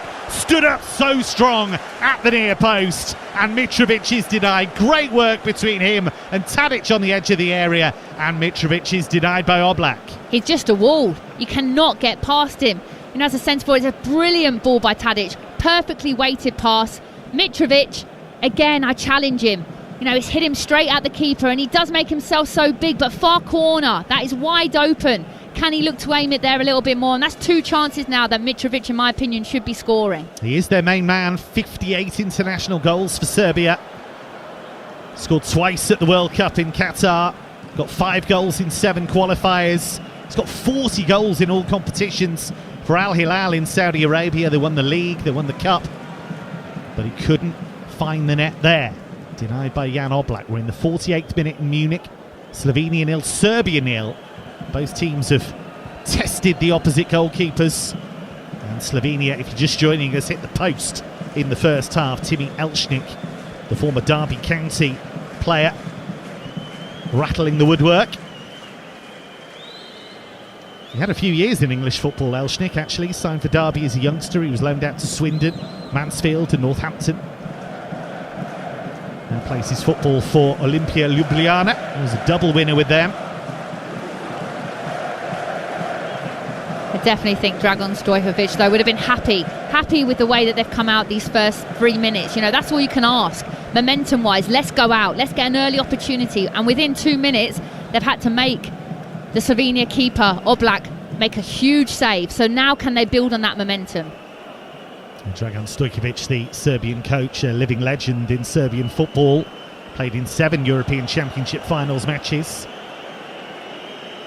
Remarkably featured in 1984 as a 19-year-old and 2000 as a 35-year-old. Here's Tadic, low ball to the edge of the Slovenian area towards Mitrovic, well defended, but here they come again. Gacinovic, the half-time substitute, just curls it out to the far side and finds Ilic now. Ilic with a low ball out to the left-hand side, and Gacinovic again. He'll take on Kadeničnik. Curling cross to the far post, and it is sliced just wide of that far post by the big centre-back Jakub Biol, who must have had his heart in his mouth. It's behind for a corner. It could so easily have been an own goal. Serbia have come out. They have come out in this second half looking a different team. And Biol had to get some sort of contact because the striker's there lurking on his shoulder. He's just very lucky that contact hasn't gone into the goal there. But actually good defending by him. Right position, right time to clear it. Corner for Serbia on the far side, the right, as we look at it. And they've got big targets to aim for again. Milenkovic on the move, the big centre-back. Pavlovic on the far post. It's delivered towards the near post. Headed away to the edge of the area. Gacinovic will collect it. Picks up the pieces on the edge of the area and goes back to Lukic now. Serbia looking strong in the opening 5 minutes of this second half in Munich. Tadic now, left-footed ball into the area, and the header is over the top from Mitrovic. That's the kind of cross he thrives on. He was under pressure from the defender. It took a flick off the defender. It'll be another Serbian corner. He's not going to get many more of these opportunities, and he has to start taking one of them. It's brilliant positioning, brilliant ball in by Tadic. And Karničnik there, really, really good defending, one-on-one. It's not often that Mitrovic gets beat to them kind of balls, but how many opportunities now has the big centre-forward had, and he hasn't put his team 1-0 up yet. We've got a problem here, Slovenia. Eric Janja is down. He's just shown the referee his shin, suggesting that he's been caught somewhere along the line. But Serbia with arguably their best spell of the game so far. And Tash, this is what we expected to see from them. Yeah, absolutely. It's easier said than done, though, you know, because this Slovenia team are a good team. So it just shows, and this is what I've loved about this game as well, is the momentum, the ebbs and flows. You know, first half Slovenia starting well, then Serbia probably finishing the half the strongest, and they've definitely now taken that momentum into this second half. Janja's hobbled off, so they're down to 10 men at the moment to defend this corner. So many players in front of the goalkeeper Jan Oblak here. Whipped in by Tadic. Goalkeeper comes and fists it away. Did well through traffic there, Jan Oblak. Živkovic collects onto his left foot. Reverse pass to find Tadic down by the corner flag. Floats it into the penalty area. It's over the head of Vlahovic. Couldn't quite bring it down. He's chased by Kadeničnik, who did really, really well. Not only to win it, but to then win the free kick. It's a bit of a physical mismatch. Vlahovic is a big, big guy, but Kadeničnik did well. Yeah, he did. I actually think if Vlahovic had got his head up a little bit quicker there, he could have just set it back to his supporting fullback that's there, but he tries a bit too much there. Wants to try to do it on his own. I think that's a poor decision actually by the number 7. It's the first of 3 games at Euro 2024 today. You'll hear every kick across the TalkSport network. Live commentary of the 5 o'clock kickoff between England and Denmark. As the ball is played towards Šeško, racing away, and Veljkovic tried to affect him, and he managed to just move across the path of Šeško. The flag's up anyway, and Veljković was a little relieved. He did manage to just shove Šeško out of the way, but to start with, it looked as though Šeško was going to be able to race away and score. It did, and brilliant centre-forward play firstly by Spora. He had no right there to win that challenge, to hold it up, to roll, to then play Šeško in, and them two in particular, the way that they link up. I love the way the number 9 and number 11 both play together, and actually I think it's a foul on Spora, so now I think they've got a free kick. And they've gone back to give this free kick. The other game today, by the way, Italy against Spain. Live commentary on TalkSport from 8. We do spoil you, don't we? We'll hear every kick of Euro 2024 on the TalkSport network. 53 minutes gone in this one. Slovenia 0, Serbia 0. And the second goalless first half after Portugal against Czech Republic. Space here for Stojanovic for Slovenia, the number 20. Works it out to Janja, who's back with us after that injury. Forward to Mlakar, down by the corner flag. On the far side, the Slovenian left, as Slovenia look to build patiently. Team that came closest to scoring in the first half. Mlakar on the move, but the referee has actually pulled it back for a free kick, but it did look as though there was an advantage to be had there. Play the advantage, referee. I mean, that's poor refereeing in my opinion. You know, he does brilliant to nutmeg him, and it is a foul. But you can see here that McClar is away, you know, in a good position, edge of the box there. And I don't think the fans or the Slovenia team are very happy with that call whatsoever. It's Sasha Lukic who's been shown the yellow cards. It's the second caution that Serbia have received. Mladenovic got the first one, and he was given the hook at half-time, which I think played into Dragan Stojkovic's thinking. And Slovenia with this free kick, inside left channel, long way from goal, but a chance for Cherin to deliver. He floats it towards the edge of the area. The header from Biol was towards goal, but easily cleared by Serbia. And then Gacinovic looks as though he's going to let that run out, but he's banged it down the line. And Slovenia have it again with Karničnik. Remember, Slovenia have 1 point after their draw with Denmark. Serbia have none after they were beaten by England. Serbia were much better in the second half against England than they were in the first. I wonder if we're going to see that pattern again. Yeah, I mean, they would hope so.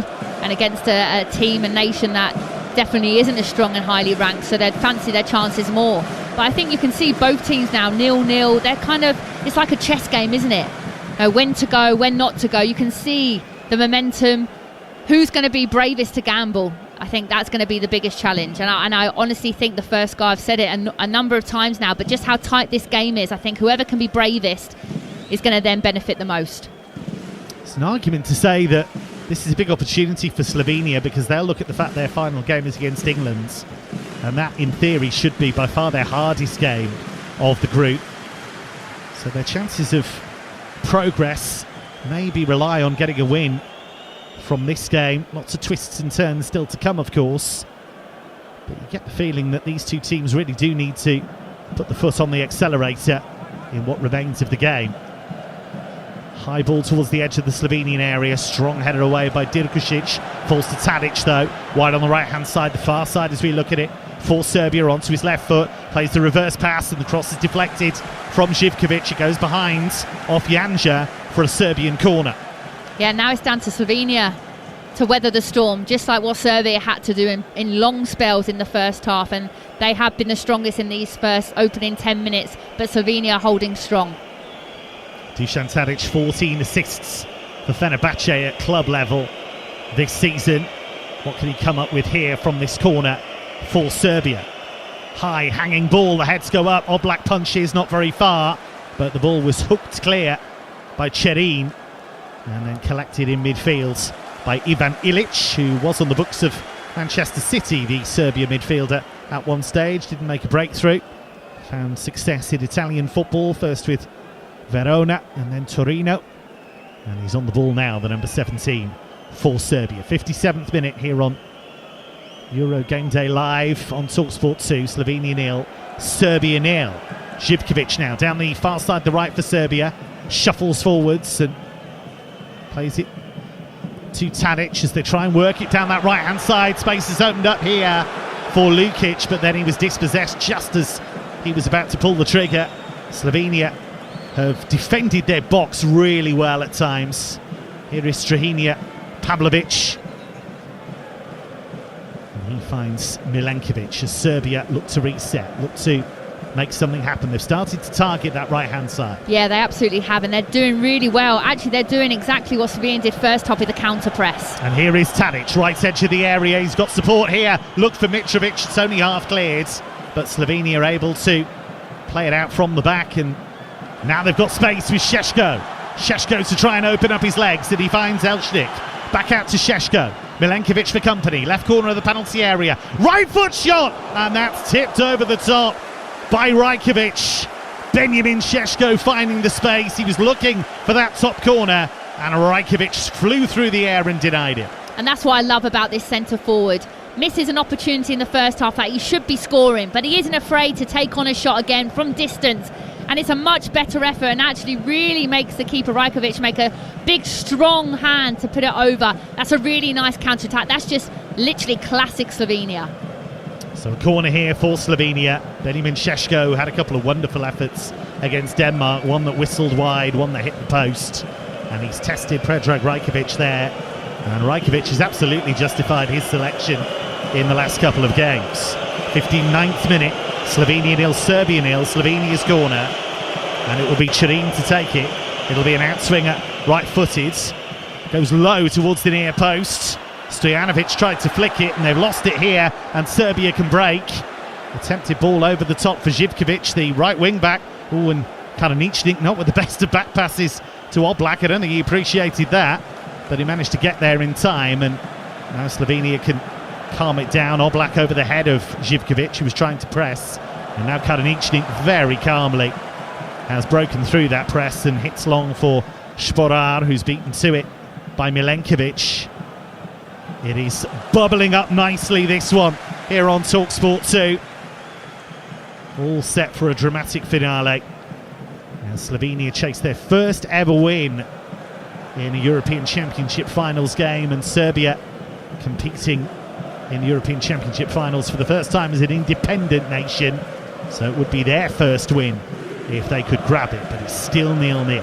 I think as well what's going to be really interesting is, from a managerial point of view, the changes. When are the changes going to be made? How many? The impact. You look at the bench, there's some players there that can really impact this game. Space here on the left-hand side for Janja. His cross is blocked.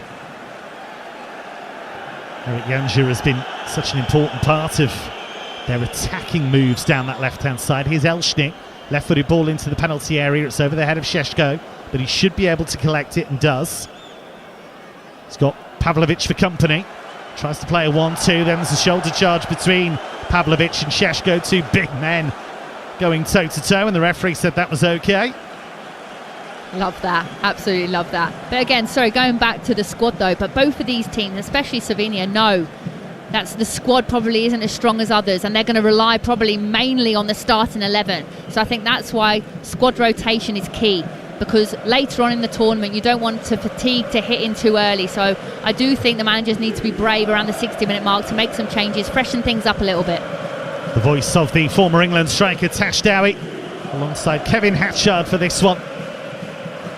No goals yet between Slovenia and Serbia, as Dirkušić brings it out from the back for Slovenia. These two last met in June 2022 in the Nations League and drew 2-2 in Ljubljana. Serbia squandering a 2-0 lead. Serbia had won the reverse fixture 4-1 in Belgrade. Here is Stojanovic in off that right flank. Petar Stojanovic, Empoli player. Now Chirin. Slovenia looking to just pull the frayed ends of that Serbia midfield, see what unravels. We're going to see Luka Jovic come on for Serbia. They're going to make another change. Jovic, the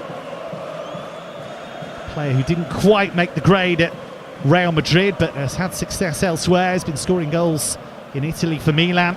Did so in Germany for Eintracht Frankfurt in a couple of spells with the Eagles. He's ready to come on. he's a player that can definitely have an impact, and I wouldn't be surprised if you see Mitrovic come off. That's what happened last game as well, around the 60-minute mark, and that's where sometimes I question maybe the fitness levels of Mitrovic, because he's your captain. You want him to be staying on the pitch for 90 minutes. You want him to be heavily involved. He's like a Harry Kane of the England team, so I think, yes, rotation is key, but is he fully fit? But yeah, absolutely, Vlahovic, what a player. Really good season at Milan, plenty of goals, and someone that I think can definitely impact this game in a strong way for Serbia.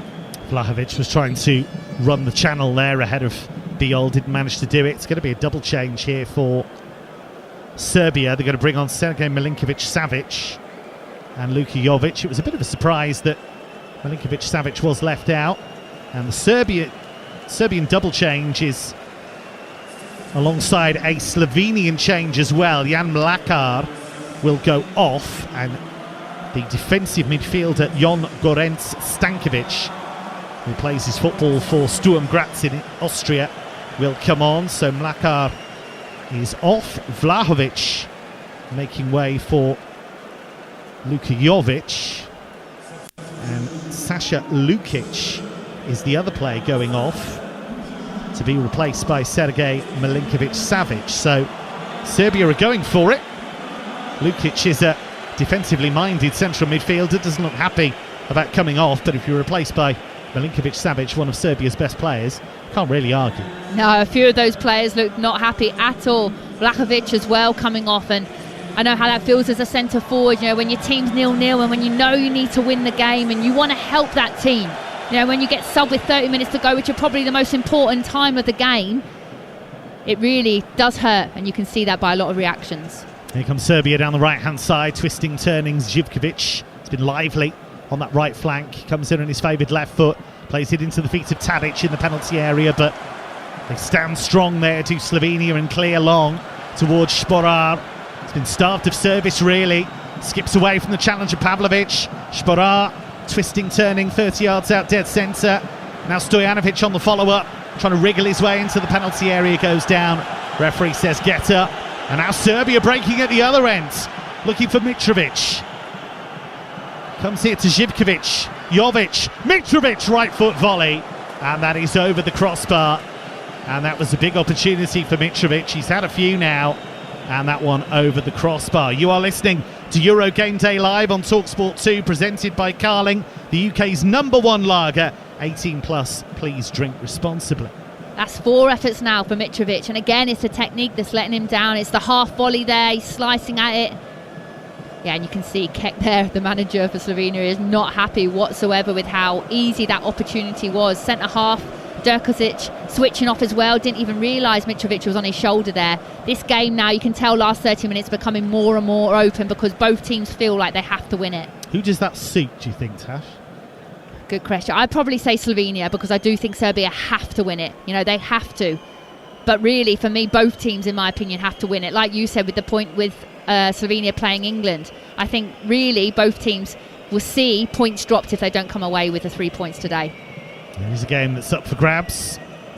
2 games to come on the TalkSport network. England against Denmark. 5 o'clock kickoff. Jim Proudfoot and the former England captain Stuart Pearce, good commentators for that one. And Alex Crook and Alan Pardew will bring you Italy against Spain. 8 o'clock kickoff on TalkSport. Space here for Gacinovic, left edge of the penalty area, and that's an awful cross by him.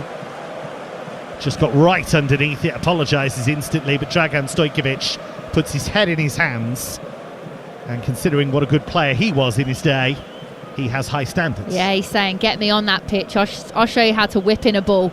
Yeah, but he did everything right. Again, it's the cross-field pass, beautiful. The touch, kills it dead all the time in the world, and goes and kicks it off the pitch. And look, they're human beings, they're not robots at the end of the day, but these opportunities, both teams have been so wasteful in the final third, which really surprises me. Your point earlier, that's where I thought the quality would be in the final third, but I think that's what's let both teams down. This is the big stage. Here's Stojanovic, he's found a seam of space. Down the inside right channel, goes down. Referee took a long look at that. Stojanovic feels he was bundled over for a penalty, but the referee disagrees and is just gently urging Petar Stojanovic of Slovenia to get to his feet. Yeah, I mean, he definitely did shoulder to shoulder 50-50, but not enough. It's actually really good defending by Pavlovic there. You can just see he's stronger. Yeah, he's actually off balance, Stojanovic there, and it's a great run. But no, that's not a penalty, even though he looks like amazed that it's not. Pavlovic has had a much better game than he had against England, although to be fair, he hasn't had to deal with Bukayo Saka. He's one to watch. You know, when I was doing a little bit of my research, he's definitely one to watch. He's been highlighted, so I've really enjoyed following him and watching him. Bit of space here for Gacinovic, inside left channel for Serbia in the Slovenian half, but yet again Serbia just give the ball away cheaply. Here's Elshnik. He's had an excellent game in central midfield for Slovenia, but then commentators curse. He gives the ball away instantly. It's amazing. Why does that always happen? It's amazing how powerful that curse is. If only I could use it for good. Bit of space here for Gacinovic, and he's overrun it. He's having a bit of a nightmare at the moment. Ran straight into Kalinic, and he skips away from Milinkovic-Savic.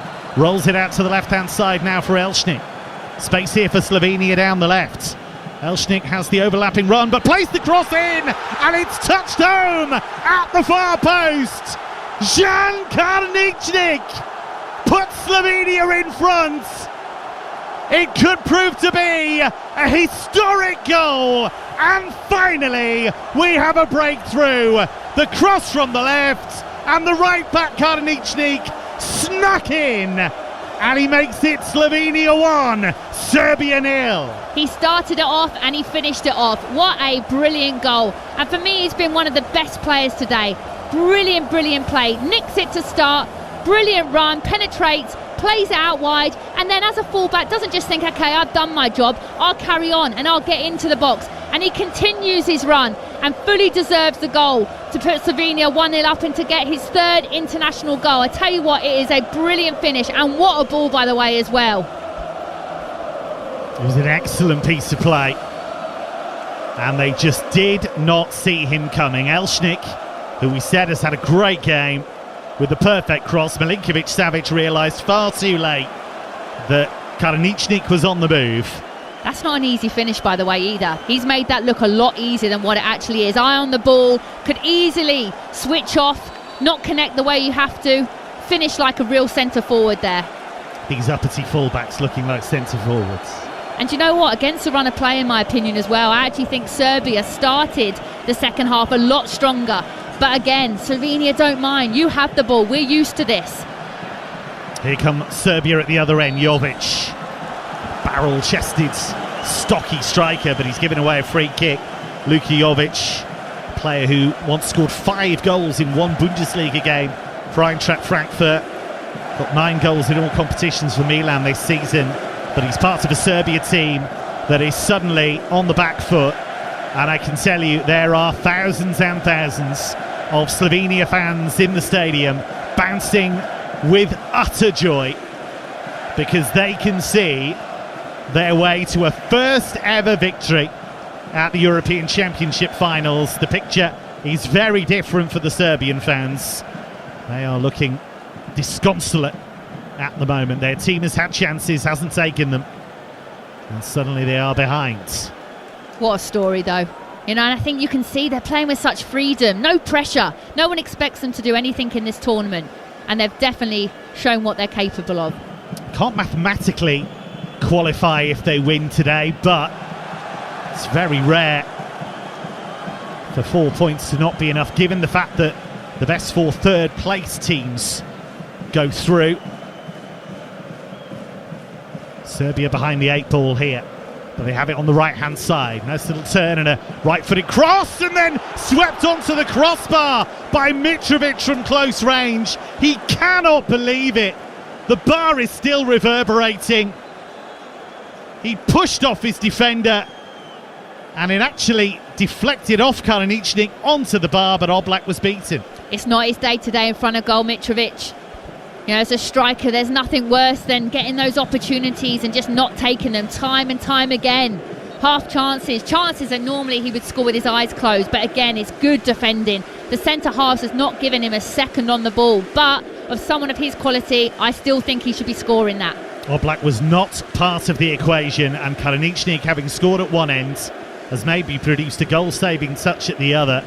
Just about got a piece of it, and Mitrovic could not believe that didn't fly beyond Oblak and in. I think this is dangerous for Serbia as well now because Serbia, because they need the goal. So they're going to leave themselves a lot more open, and that is exactly what Slovenia want. 18 minutes of normal time to go. Slovenia 1, Serbia 0 on TalkSport 2 with Kevin Hatchard and the former England striker Tash Dowie. It's been a fascinating game, and we are heading for the final act. Seen plenty of drama already. Here is Strahina Pavlovic rampaging forward from centre-back, and he's carried on his run, but Serbia have lost it, and they're a man light in defence here. Sporar, the number 9 for Slovenia. It's not quite been his day. He's had to really battle, and he lost it there. And Serbia with possession back after Sporar was dispossessed. They have it now on the far side, their right, with Živkovic. Now they work it to Ilic. Veljkovic up from centre-back, trying to squeeze here.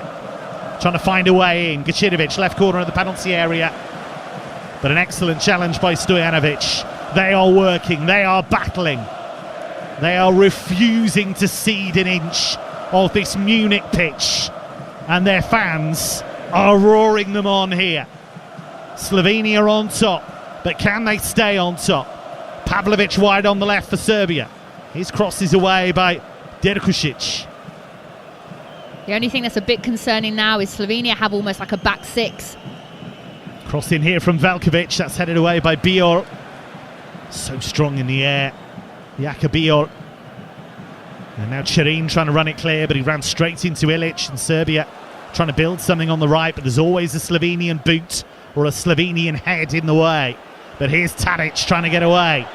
Dusan Tadic, edge of the D, and he's had the free kick given for the first challenge. The referee tried to play advantage. Yeah, going back to that back six, and I can understand why they're defending their lead, but there's still a 15 minutes plus stoppage time. That's too long to be able to give Serbia this much time, this much momentum with the quality of players they've got on the pitch. They still need to do what they've been doing so well, Slovenia, which is looking to obviously hit them on the counter-attack. They've been turning the ball over too easy. This is a great position now for Tadic over the ball. It was Cherin's challenge that led to the free kick, 25 yards out, in line with the right edge of the D, maybe a little further to the right than that.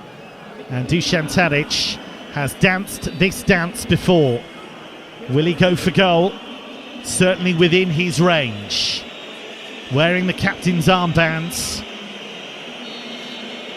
Or will he cross it? We will see. It's Tadic. It is a cross towards the far post, and the header just drifts wide of the target. Milinkovic-Savic attacked it, rose highest, but it was a rather tame header wide of the target. Yeah, I think if Serbia don't score today, they'll be asking themselves how and why. And you know what? A lot of the reasons why has been because of the defenders of Slovenia. Again, that actually should have been a corner. It comes off the Slovenia back of the defender's head. So yes, you could say they've missed those chances, but you've got to give credit to the Slovenia defenders, the way they've thrown their bodies on the line and got blocks when it's really mattered. Couple of changes here. We're going to see Benjamin Šeško and Petar Stojanovic go off. And they're going to bring on Jan Vipotnik and Benjamin Verbic. So a couple of changes there. Šeško has run his race for today. He's had his moments, had that long-range drive that was tipped over the top by Rajkovic. And now a bit of space straight away on the left-hand side for Slovenia, and a high ball towards Verbic in the area, brings it down, plays it into the 6-yard box, and Rajkovic is there, and that was nearly the perfect start for Benjamin Verbic, but his cross was too close to the goalkeeper. Yeah, brought it down beautifully, didn't he? What a first touch to introduce yourself, but then again, just that final ball, and that's going to take time. As a sub, sometimes you need 5-10 minutes to actually get up to the pace of the game. But he's only got 15 minutes, so he needs to try and find his feet a little bit quicker than that. But I think with Šeško as well, maybe taking him off, it's about resting your key players, and they're 1-0 up. You know, I think they're going to need him now, moving forward, hopefully in the tournament. Verbic has come to the right-hand side for Stojanovic, and Vipotnik, who scored 10 goals for Bordeaux in the French second tier this season, has gone up front with Sporar. Verbic plays his football in Greece with Panathinaikos, but he's been around the block. Played in Denmark, Ukraine, Poland, and now Greece. And Slovenia still have this lead, given to them by Jan Karaničnik. That is the only goal so far. He'd only ever scored against San Marino previously. Just watching that goal back, though, it's just desire. He wanted it more. You could see he was actually neck and neck with the Serbian defender, but he just wanted it. He wanted to get on the end of it more. He wanted to be the difference maker. Predrag Brajkovic, the goalkeeper, taking a bit of a chance as he managed to turn away from trouble. And now Slovenia looking for a corner, but it doesn't quite roll that way. But the ball goes out for a throw. Matjaž Kek, the coach of Slovenia, with his hands on his hips. He is impassive, but he must be boiling inside because the excitement is really building. But as a coach, you've got to try and keep calm. Yeah, I don't think his facial expression has changed all game, and yeah, absolutely, he's got to keep calm. Yeah, he's been there and he's done it, been in these situations before, and I think calm heads on the sideline are key to then being able to then transfer onto your players on the pitch and let them do what they do best. Throw in for Slovenia, level with the edge of the Serbian penalty area on the far side, the left. It's Elshnik, who's been one of their outstanding players today. Back to Biol, who just hits it long towards the edge of the Serbian area. Gacinovic did well. Ball breaks down to Karaničnik. What can he do? He's moved into a central area, the goal scorer. Famous name in Slovenian football if his goal proves to be the winner. Here he is again, working it to Sporar, back to Karaničnik, right foot shot, and it dribbles just wide of the far post. The goalkeeper wasn't sure if that was going in. Do you know what I was about to say? Have a go. Why not? It's opened up. If you don't shoot, you don't score. But he just doesn't connect with it well enough at all. He ends up dragging it, but I don't mind that at all. He's had a great game. Here is Nikola Milenkovic. Played every minute the 2018 and 22 World Cups for Serbia. Gacinovic now, left corner of the penalty area. Low ball in, too close to Jan Oblak. You're listening to Euro Game Day Live on TalkSport 2, presented by Burger King. Bring home the ultimate food satisfaction. Get your favourites delivered now. It's yet another example of Serbia being in the final third and not finding the quality they needed. But they have come so close to scoring with Alexander Mitrovic rattling the crossbar from close range. We're going to have a couple of changes here. Lazar Samajic, who's an attacking midfielder, is going to come on, and Veliko Birmančević, who is also an attack-minded player, they're both going to come on for Serbia for what remains of the game. We're moving towards the final 10 minutes in Munich. It's getting louder and louder in this cavernous stadium. Slovenia can see the light at the end of the tunnel. Serbia are running out of time. Are they going to lose their first two games of Euro 2024? Here's Tadic trying to make sure that doesn't happen. Works it to Živkovic, tight to the right touchline, where he's operated almost all game. Comes in his left foot, high ball towards the far post. The header is won by Gacinovic. Goalkeeper comes. Oh, they got themselves in a mess there. Oblak and Biol, but Oblak has fallen on the ball at the second attempt. That was nearly catastrophic, but Slovenia got away with it. Yeah, it really was. And I actually think Biol might have hurt himself here a little bit. He's gone down on the floor. Oblak does well to get on the second balls. But that's what Serbia need to do more. You know, you've got someone, you're so strong in the air as a nation. You need to be getting balls into the box now. You've got 10 minutes. It's all or nothing now.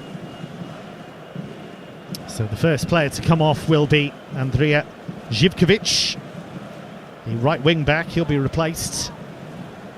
Veliko Birmančević got 22 goals and 12 assists as Sparta Prague won the double. He got the winner in the cup as well in Czechia. So he comes on full of potential in attack. And Lazar Samajic, who is a player for Udinese, comes on for Tadic. And at the age of 35, Tadic not quite able to play the full 90. Samajic was a German youth international, but converted to playing for Serbia. And he was heavily linked with a move to the Italian champions Inter, but ended up staying at Udinese. Yeah, I think this is maybe where the game has been won, in my opinion, when you look at the impact that maybe Tadic has had. Definitely had moments, but I think Shireen and Elshnik, for me, in the midfield for Slovenia have been really good, really strong, and I think they've won that midfield battle. There'll be no pushovers for England. Slovenia Look at the way they've played against Denmark and carried that on in this game.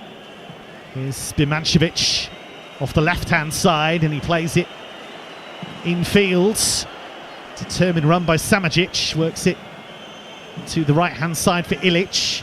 Two substitutes heavily involved already here. Samajic trying to make space for the shots. A really good run, left-footed shot, and it goes just wide of the far post. He didn't really catch it in the way that he would have wanted, and Jan Oblak was confident that that one was going to just bobble wide of the target. Yeah, great effort. Oblak had it covered completely, but to go past one, to go past two, but look at the white shirts that are trying to get blocks in. You know, it's making it really hard for him to get half a yard and to see any space to really have a decent shot on goal. But good positivity there. England against Denmark still to come on TalkSport. 5 o'clock kickoff. Jim Proudfoot and the former England captain Stuart Pearce, your commentators for that one. And then an 8 o'clock kickoff.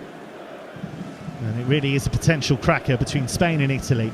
Alex Crook alongside the former West Ham and Newcastle boss Alan Pardew. Every kick of Euro 2024 coming your way on the TalkSport network. Here's Pavlovic, slides it down the inside left channel for Serbia, out to the left wing, and Birmancevic. He's got Karničnik for company, and Karničnik is running on adrenaline. He could be the one who has scored the winning goal in Slovenia's first ever victory at a Euros. Here's Birmancevic though, there's work to do. Pushed over by Verbic, that was rather clumsy, and that's going to be a free kick. Silly decision there. You know, you've got, just over 5 minutes left. You know that Serbia is strong in the air.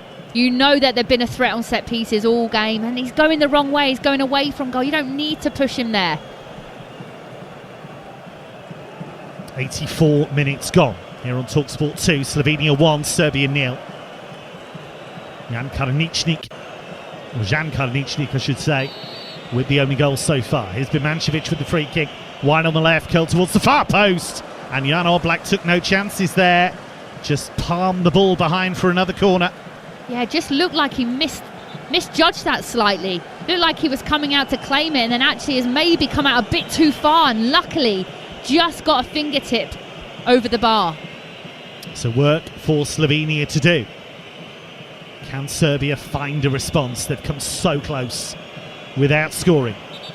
It'll be Samajic to take this eventually. It'll be an in-swinging left-footed effort, just like Tadic was delivering earlier in the game. Lots of movement in there, whipped in with pace towards the near post and helped behind rather awkwardly, it has to be said, by Vipotnik. I'm surprised they're crying out the keeper though, All Black, because he's so good. He dominates the area, so I'm actually surprised that this is their tactic. If he's going to come for this, All Black, he's got at least 10 players to come through here.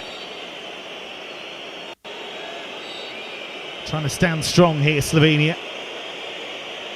In it comes. Again, it's whipped in with pace. Goalkeeper fisted away from underneath his crossbar, and then it was driven goalwards from the edge of the area. Low shot, that was blocked as well. Here comes the follow-up from Samajic. Great ball in, headed away by Slovenia. They are answering all of the Serbian questions at the moment. Dragan Stojkovic, the coach of Serbia, is on his knees in silent prayer here. Now space for Ilic. Left-footed cross, he's got that hopelessly wrong. Massively overhit, he can't believe it. He had players queuing up in the box, he didn't find any of them, and it goes out for a throw-in on the far side. And actually it's gone out for a goal kick, has it? No, it just bounced out for a throw. And I think that just sums up Serbia's game, to be honest. Again, final ball, no pressure, overhits it when he's got good bodies in the box. And I tell you what, these minutes now, the minutes will feel like a lifetime. I've been in these situations before where you just want the whistle to blow if you're a Slovenia player, and the Serbians are praying and looking at the ref saying, please do not blow your whistle. They'll want a lot of stoppage time, put it that way. It's been a busy and eventful day involving Serbia, because Serbia earlier on today threatened to actually quit the tournament. They said they would quit if Albania and Croatia weren't punished for alleged anti-Serb chants in the game between Albania and Croatia yesterday. So we'll see what happens with that. But on the pitch, Serbia might be heading out anyway, because they are staring down the barrel of a second consecutive defeat at Euro 2024. It's funny what pressure does to players. You know, players that have been there and done it and been in these tournaments and played at top level, but when time is running out, you know, your tournament is running out, decision making is so key, and that's when you need those ice cool heads, and right now Serbia's players haven't got that. It is amazing when you think of the chances we've had in this game for both teams, and you think of how many have fallen to Mitrovic. If you'd have asked any Serbian fan, or indeed the coach Dragan Stojkovic, who would you want your chances to fall to, he'd be absolutely top of that list, but he's been denied a couple of times by Jan Oblak. He's hit the bar, he's blazed a shot over the top, he's had a header wide from a set piece. Cannot say he's not had his opportunities today, but he's not been able to take any of them. And Slovenia have a 1-0 lead in the 88th minute in Munich. Can Serbia find a response? Well, here are Slovenia. They're just going long when they can, looking to counter-attack. Here's Pavlovic eating up the ground with that long stride of his for Serbia. Finds Birmancevic into the penalty area. Low ball into the box, away by Jon Goran Stankovic, who has had some important blocks actually since coming on as the substitute. That low shot from the edge of the area a few minutes ago was blocked by Milic's effort. Here comes Serbia again down the left. Birmancevic has had lots of the ball since coming on, whips it in towards goal, but got the angle slightly wrong, and it's all the way through to Oblak, who just pouches it and does that goalkeeper's thing of just falling to the floor. Yeah, and do you know what as well with Slovenia? Yes, they've had to buy their luck a little bit today, and they've had a lot of luck hitting the crossbar, Serbia, a few times, but I've always felt like they've been in control, you know, and this is what I really like about this team. It's not easy to go into games, you know, having to defend, sitting in that 4-4-2 like they do, knowing that they're probably going to have less possession, but then when they have it, make the most of it. But they are just so good at doing that. And I really do see this team progressing quite far in this tournament. I've been so impressed with them the first couple of games. Time is the enemy for Serbia. Strahina Pavlovic works it to the left-hand side, and Birmancevic. Now it's Mitrovic wearing the captain's armband, away from one challenge, but there's always a second challenge, and Cerin knocks it behind for a corner. 90th minute in Munich. Serbia pushing hard to get the point that might save their Euros.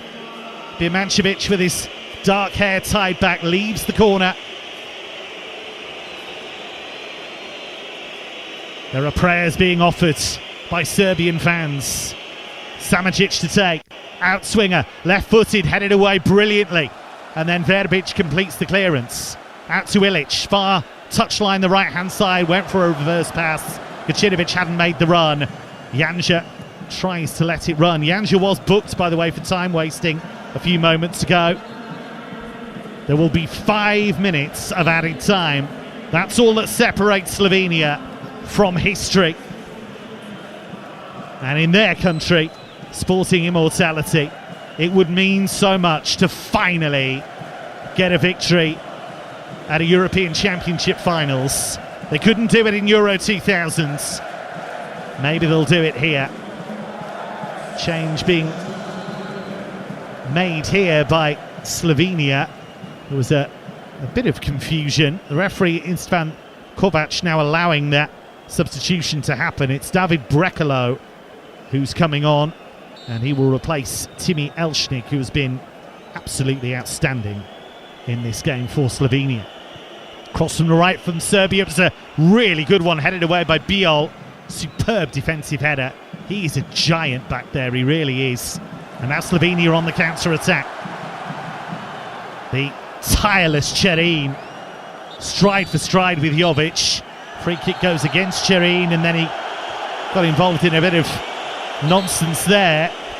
And Jovic actually has been yellow carded for getting involved with Cerin. The referee didn't like that. I think that's harsh, and I think sometimes that's where refs need to understand state of the game. You know, he's getting blocked off, he's got a couple of minutes to go, he's just giving him a little shove. It's not a yellow card. Long ball by Birmancevic into the Slovenian area, attempted overhead kick, but all it does is send the ball bouncing towards the goalkeeper. It was Jovic who tried it, and he has caught a Slovenian in doing so. He has scored some brilliant overhead kicks down the years, Luka Jovic, but on this occasion he didn't catch it right, and he caught Karničnik, the Slovenian goal scorer, and he goes down, and I imagine will stay down for as long as he possibly can. Karničnik again, You know, they have been so good, that back 4-5 with Oblak of Slovenia. I mean, look, we say the whole team have defended valiantly, but in my opinion, your Biol, massive performer in the Denmark game. Karničnik today for me, phenomenal. And Oblak, when it's mattered in moments, has come up with some key saves. We've had 2 of the 5 additional minutes here on TalkSport 2. Slovenia 1, Serbia 0. Slovenia are nearly there. Serbia have had their chances. So far they haven't taken them. Long ball from Rajkovic, the Serbian goalkeeper, down the centre. Away by Biol, a titan at the heart of that Slovenian rearguard. But here comes Serbia again, but the ball is poor. Samajic bisected 2 of his targets and it went through to the goalkeeper Oblak, and then a Slovenian player goes down in the area. And the referee just coming across to Gacinovic and shows him the yellow cards. And that was pure frustration from Mijat Gacinovic. Yeah, and you don't like to see this as well. I understand. You know, there's a lot on the line, but the game's been played in such a good way from start to finish. You know, I see bottles now getting thrown onto the pitch. Let's play the game in the right way here. Janša moved across Gacinovic's path, but Gacinovic accepted that challenge. Like a red rag to a bull that was, and he just thumped into him and received the caution. Jan Oblak's penalty area littered with cups. As the ball squeezes through to Rajkovic, and now he clashes with Vipotnik, and Vipotnik is shown a yellow card, and it's all getting very, very tetchy in the closing moments. But it's the 4th minute of stoppage time. There were only 5 allocated. Serbia can't afford to mess around here. They are running out of time. Dragan Stojkovic, their coach, now sat down, slumped in his dugout. Does he believe his team can produce one final twist? Or will it be no points from 2 games for Serbia? The header on by Milinkovic-Savic, who's been quiet since coming on. He had that one header that drifted wide. High ball into the Slovenian box. Again, Biol is there. Mitrovic now, edge of the D. Tries to work it to the right-hand side. Header down is wayward from Ilic. Every clearance roared to the rafters by Slovenia's fans. 30 seconds of stoppage time to go. The ball again is pumped forward, headed down in the Slovenian box, and it's knocked behind for a corner. One final test to pass for Slovenia. One final challenge. Corner kick for Serbia. The goalkeeper's up. Predrag Rajkovic at the near post. Verbic marking him. Whipped into the 6-yard box. They've done it. Luka Jovic with the flicked header. Pandemonium in Munich. They were so close to defeat. They had to dig so deep, and they found a way. Slovenia are crushed.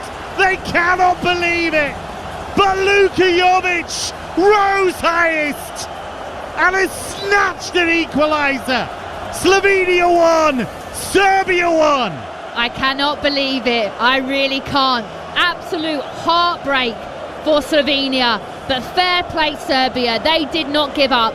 Brilliant ball into the box. And what a header. Gets up highest, wants it more, hangs high. That is a brilliant header. Nothing Oblak can do. Is it fair? I'm not sure. I think Slovenia have been the better team today, but to show the courage, the bravery, to keep going till the end, and that could be one crucial point for Serbia. The most extraordinary drama. Luka Jovic with a last gasp leveller for Serbia, and Slovenia cannot believe it. They were so close, moments away from a win that would surely have taken them into the last 16. But it is all over, and Serbia have stayed alive at Euro 2024 thanks to Luka Jovic's intervention. It will feel like a defeat for Slovenia. Jan Karničnik gave them the lead in the 69th minute. Serbia pushed and pushed and pushed, and with their final attack, their final corner. They grabbed a point. Slovenia have 2 points from 2 games, but face England next. And Serbia have a point from their 2 games, but they will feel that they can compete with Denmark. And when you look at it, Tash Dowie, this result feels much better for Serbia than it does for Slovenia. Yeah, I think you've just said it all there. When you look at it on paper, Serbia will definitely fancy their chances going into that Denmark game to pick up 3 points. Slovenia less likely against England. And I mean, football, sport, it can be so cruel, can't it? Well, let's take a look at the King performance thanks to Burger King. King Performance on TalkSport 2 with Burger King. Bring home the ultimate food satisfaction with the Gourmet King's Barbecue Steakhouse Angus. Order your Burger King delivery now. Tash Dowie, you've somehow got to find a man of the match. Yeah, in my opinion, I think it's quite easy. It's Karničnik for me, the fullback for Slovenia, the goal scorer, and I would have given it to him even if he hadn't have scored. I think he was phenomenal today for Slovenia. Everywhere he needed to be defensively, and then got the crucial goal, potentially a valid point for them. Well, that was our King Performance pick in association with Burger King. King Performance on TalkSport 2 with Burger King. Bring home the ultimate food satisfaction with the Gourmet King's Barbecue Steakhouse Angus. Order your Burger King delivery now. Such relief for these Serbian players, and Jovic being mobbed by his teammates. For Slovenia, it is heartbreak, it is devastation. They look dazed, they look glassy-eyed, they cannot believe that equaliser has gone in. But the final score is 1-1. Slovenia with their second 1-1 draw of the tournament. Coming up later on TalkSport, 5 o'clock kickoff, it's England against Denmark. Jim Proudfoot and the former England captain Stuart Pearce, you commentators for that one. And then an 8 o'clock kickoff, and what a game it'll be. Italy against Spain with Alex Crook and the former West Ham and Newcastle boss Alan Pardew. My thanks to the former England striker Tash Dowie for her insight and her company. I've been your match commentator, Kevin Hatchard. An extraordinary game has ended. Slovenia 1, Serbia 1, and coming up next on TalkSport 2, it is live racing from Royal Ascot. Euro Game Day Live, delivered by TalkSport 2 with Burger King. Get your classic Game Day flame grilled Whopper made fresh and delivered to your door. Order your Burger King delivery now. I need to get snacks, I need to get drinks, should have done this beforehand. I need to get treats, gotta find a BP, gotta find a BP. Oh, my mates say won't like me, gotta find a... Oh, there it is. BP is here for all your big game essentials. Plus, BP Me Rewards members can earn points to put towards great saves. Adam in the car 1, hungry mates 0. BP, here for all of life's journeys. BP Me Rewards card or app required. For full T's and C's, visit bpmerewards.co.uk. Get match ready with Club Card prices. Like 2 for £8 on selected Fire Pit barbecue products. With Tesco Club Card, everyone can feel the... To lower prices. Tesco. Every little helps. Majority of larger stores ends 22nd of September. Excludes Northern Ireland. Club Card or app required. This tournament, prepare for greatness with William Hill. Get ready for last-minute winners, legendary goals, and... straight red cards. Oh, what was he thinking? Win 50% more on every England game this tournament with Bet Builder Extra, online or in the app. Only from William Hill. Available day before match to kick-off. Bet Builders and 3+ selections at 3-1 or more. Pre-match singles, match stake £20. Full T's and C's apply. 18+. BeGambleAware.org. Let's go live to hear about that winning goal. The crowd's gone absolutely wild here. How on earth do you sum up your emotions right now? Amazing. A hat-trick is just the best feeling ever. Is it though? Is kicking a ball into the back of a net really better than food fulfillment from Burger King? That warm, fuzzy feeling of total food satisfaction, like finishing the last bite of a Gourmet King's Barbecue Steakhouse Angus. No. Correct. Burger King. That's food fulfillment. Here we are then, Jeff. Just minutes to go until the whistle. Will they make it? Tense is an understatement, Jeff. There's so much riding on it. The question is, will they be able to find that extra gear when they need it most? And here we go. Oh, yes, they've made it. That's why you drive a properly maintained vehicle. Love to see that. It's starting, come on. Make sure your journey to the match is a smooth one. Book a free vehicle safety check today at quickfit.com or your local centre. QuickFit, drive away happy every time. Strength comes from confidence, both on and off the pitch. And confidence starts with self-care. Upgrade your game with Dove Men Plus Care Advanced 72-hour sweat protection antiperspirant deodorant and Dove Men Plus Care 24-hour nourishing body wash. Perfect for your post-match shower. Now available in new eucalyptus and mint long-lasting fresh fragrance. Let confidence last with Dove Men Plus Care. Proud partners of UEFA Euro 2024 Germany. When Andre sold his car on finance with Motorway, he got more money. Ooh! He then put that extra money into tickets to follow his team around the country. Come on, lads! Selling on Motorway was completely stress-free, which is more than I can say about being a supporter of... Sell your car the more money way, where 84% of sellers sold for more. Motorway. Validated against 2 independent sources. Visit motorway.co.uk/claims. Euro Game Day Live on TalkSport 2 with Carly, the UK's #1 lager. 18 plus, always drink responsibly. UEFA Euro 2024 Germany. And it's gone in! Tomorrow afternoon from 2, uninterrupted, on location commentary of Slovakia versus Ukraine. What a wonderful goal! Soccer punch your summer on TalkSport 2. On DAB+, online, via the TalkSport app and on your smart speaker. TalkSport 2, live from Royal Ascot.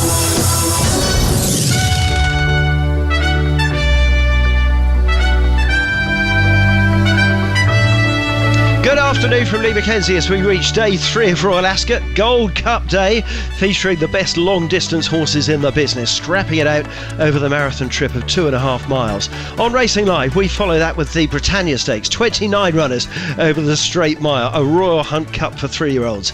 And our third race is for the same age bracket, the Group 3 Hampton Court Stakes, over 1.25 miles. Emmett Kennedy is back to scrutinise the action. Tony McCormick digs out the stats and trends, and Ian Abrahams is ready and waiting in the winner's enclosure to talk to those who end up making the headlines. And if any big talking points crop up during the afternoon, including, yes, England against Denmark, you can be sure we'll be right across them. Warm and sunny at Ascot today. It is the best day of the week. It's absolutely beautiful. 22 degrees, not even a breeze for the moose today, and the going is good to firm. So let's get around our team now, starting with my partner in crime for the next 2 hours of the Final Furlong podcast. He'll be going through the form book, trying to pick a few winners for us and analysing the race afterwards. Let's say good afternoon to Emmett Kennedy. Hi, Emmett. Good afternoon, my friend. Great to be on air with you again for a historic occasion. And history has just been made. Ryan Moore has just overtaken Frankie Dettori as the second winning most jockey in Royal Ascot history with 82 winners. He's second only to the late, great Lester Piggott, who I think is on 116. You would not bet against Ryan Moore breaking that record at some point as well, but extraordinary stuff. Of course, but back in the day, Leicester only had 4 days of Royal Ascot. It's 5 True. now, and 6 races a day, not 7, which makes Leicester's achievement all the more remarkable. Let's welcome to the show again Tony McCormack, who's got all the stats and trends. How was yesterday for you, Tony? Are you in profit now after day 2 and starting day 3? It was, it was all right. We're kind of keeping our heads above water. There's a couple of shorties going in, but obviously White Tiger as well winning for us as well, an early price of 10-1. But we're looking forward to the Gold Cup. I think there's a good favourite in the Hampton Court. And, of course, as we've already spoken, Lee, they'll be dancing in the streets of Beverley tonight following that first race winner. Yeah, your favourite racecourse, isn't it? Of course, you're reasonably local to Beverley, aren't you? But you do champion it a lot, and quite rightly too, because it is a lovely place to go. Tell us about that first. It was the Norfolk Stakes, wasn't it? Shareholder who'd won at Beverley first time out, came to Ascot today and ended up in the winner's enclosure. And after the first race today, which is the Gold Cup, we're going to start with a bang. We will be looking back on the first 3 races. Shareholder winning at 12-1 for James Doyle and Carl Burke. his second winner of the week. Rossa Ryan and Rafe Beckett won the second race, the King George V Stakes, and then we had the Ribblesdale, which was another one for Ryan Moore and Aidan O'Brien. More detail later on, but let's go to the lee of the grandstand. Moose said yesterday, I built up the breeze a bit too much, but I don't think you got one there at all today. Not even a breath of wind. Moose standing there in what I think is probably the loveliest afternoon of the week so far. Absolutely, yes. Welcome to Ascot. Hardly a cloud in the sky, certainly no breeze. A very, very busy parade ring as we're awaiting the horses for the Gold Cup this afternoon. And I can tell you that Ryan Moore was delighted having won that race and going past Frankie Dettori's winning number of 80. I have to say as well, I'll reveal all later, I've done something this afternoon. I had a selfie with royalty at Royal Ascot. I'll reveal who later. We talk about royalty, the royal family, obviously, who are there, and King Charles is back again today. He missed yesterday, but he's there today. They had a royal runner earlier on who didn't manage to win, but I'm sure that cool, Scott. I'll speak to you after the. Enjoyed watching the royal runner, those famous colours that we know, the purple with the scarlet sleeves. We need some betting now, though, don't we, to try and work out who are the most likely winners and the ones that probably won't be troubling the judge. So let's get the latest odds with William Hill. In the Zone on TalkSport 2 with official betting partner William Hill. Get epic value all season with William Hill. 18 plus, begambleaware.org. And let's say hello to Sam Norris. Hiya, Sam. How you doing? Afternoon, Lee. Yeah, I'm good, thank you. Just trying to scrape myself up off the floor, having backed Slovenia in the earlier game in the Euros. Hopefully the racing will be kinder. There is a bit of a double entertainment Ascot today because they are showing the England game. And it'll be very interesting to see how that pans out and how many people with top hats stand there in front of the screen watching the football rather than going into the grandstand and watching the racing. We're going to talk about that later on as well. I think personally it's a bit of a bonus for anybody who's there today to see such two brilliant sporting events simultaneously in some cases. Let's talk about the Gold Cup because it's coming up in only 20 minutes time. Sam, Kyprios, all the rage for Ryan Moore and Aidan O'Brien. They've just had another winner, their third of the week, and this one looks to be, well, it seems to me if he's being backed, isn't he, as if defeat is almost out of the question. Yeah, and I think the fact that it's late money is particularly key with Kyprios. As you say, Ryan Moore enjoying a fabulous week. I think he stands alone now as the second winning most rider at the Royal Meeting behind Lester Piggott. I think he's moved clear of Frankie Dettori this week. And Kyprios was 8-11 when we opened the betting. Did at one stage reverse all the way out to 13-8, but the cash is very much flowing in the direction of Kyprios once again now. We're into even money the closer we get to the race. And it's always notable where the late money is going. And Kyprios is strong. Look, he probably hasn't been at his brilliant best the last twice. He's won both of those races. He's maybe been a little more workmanlike than many would have liked him to be. But he remains the star of this division, a brilliant winner of this race a couple of years ago.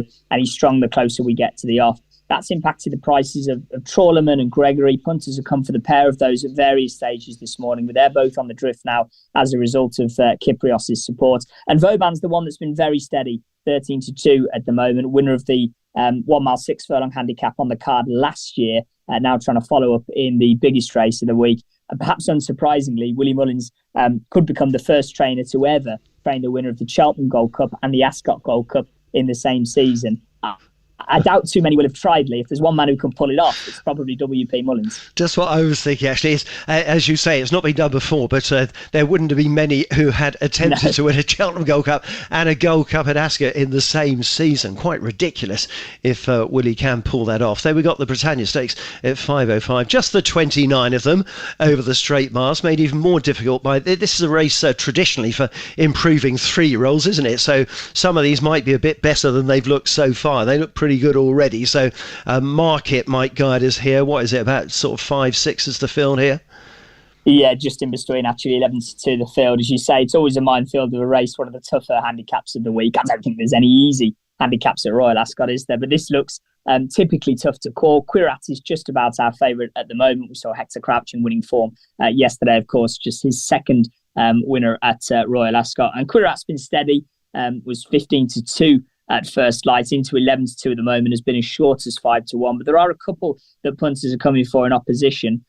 One of those is Star Law, who runs in the first Juddmonte colours, actually representing Sir Michael Stout and Richard Kingscote. Has got to turn form round with Quirat, was beaten by the owner mate at Goodwood last time around, finished only 7th, but there were plenty of people who were in a bit of a forgiving mood for that defeat for Starlaw. Many thought that he was unlucky, and he's been supported through the course of the day, short as 8-1 at one stage, 9-1 currently. And the other one for money has been Involvement, who was 14-1 into 11s, just clipped back out to 12-1 now as we speak. A good showing from him last time around at Haydock. He was a little unfortunate, but the unfortunate nature of that defeat was not missed by the handicapper. He's put him up £6 without winning. So many will view that as slightly harsh. But yeah, Involvement and Starlaw are the two backed against the favourite in the Britannia.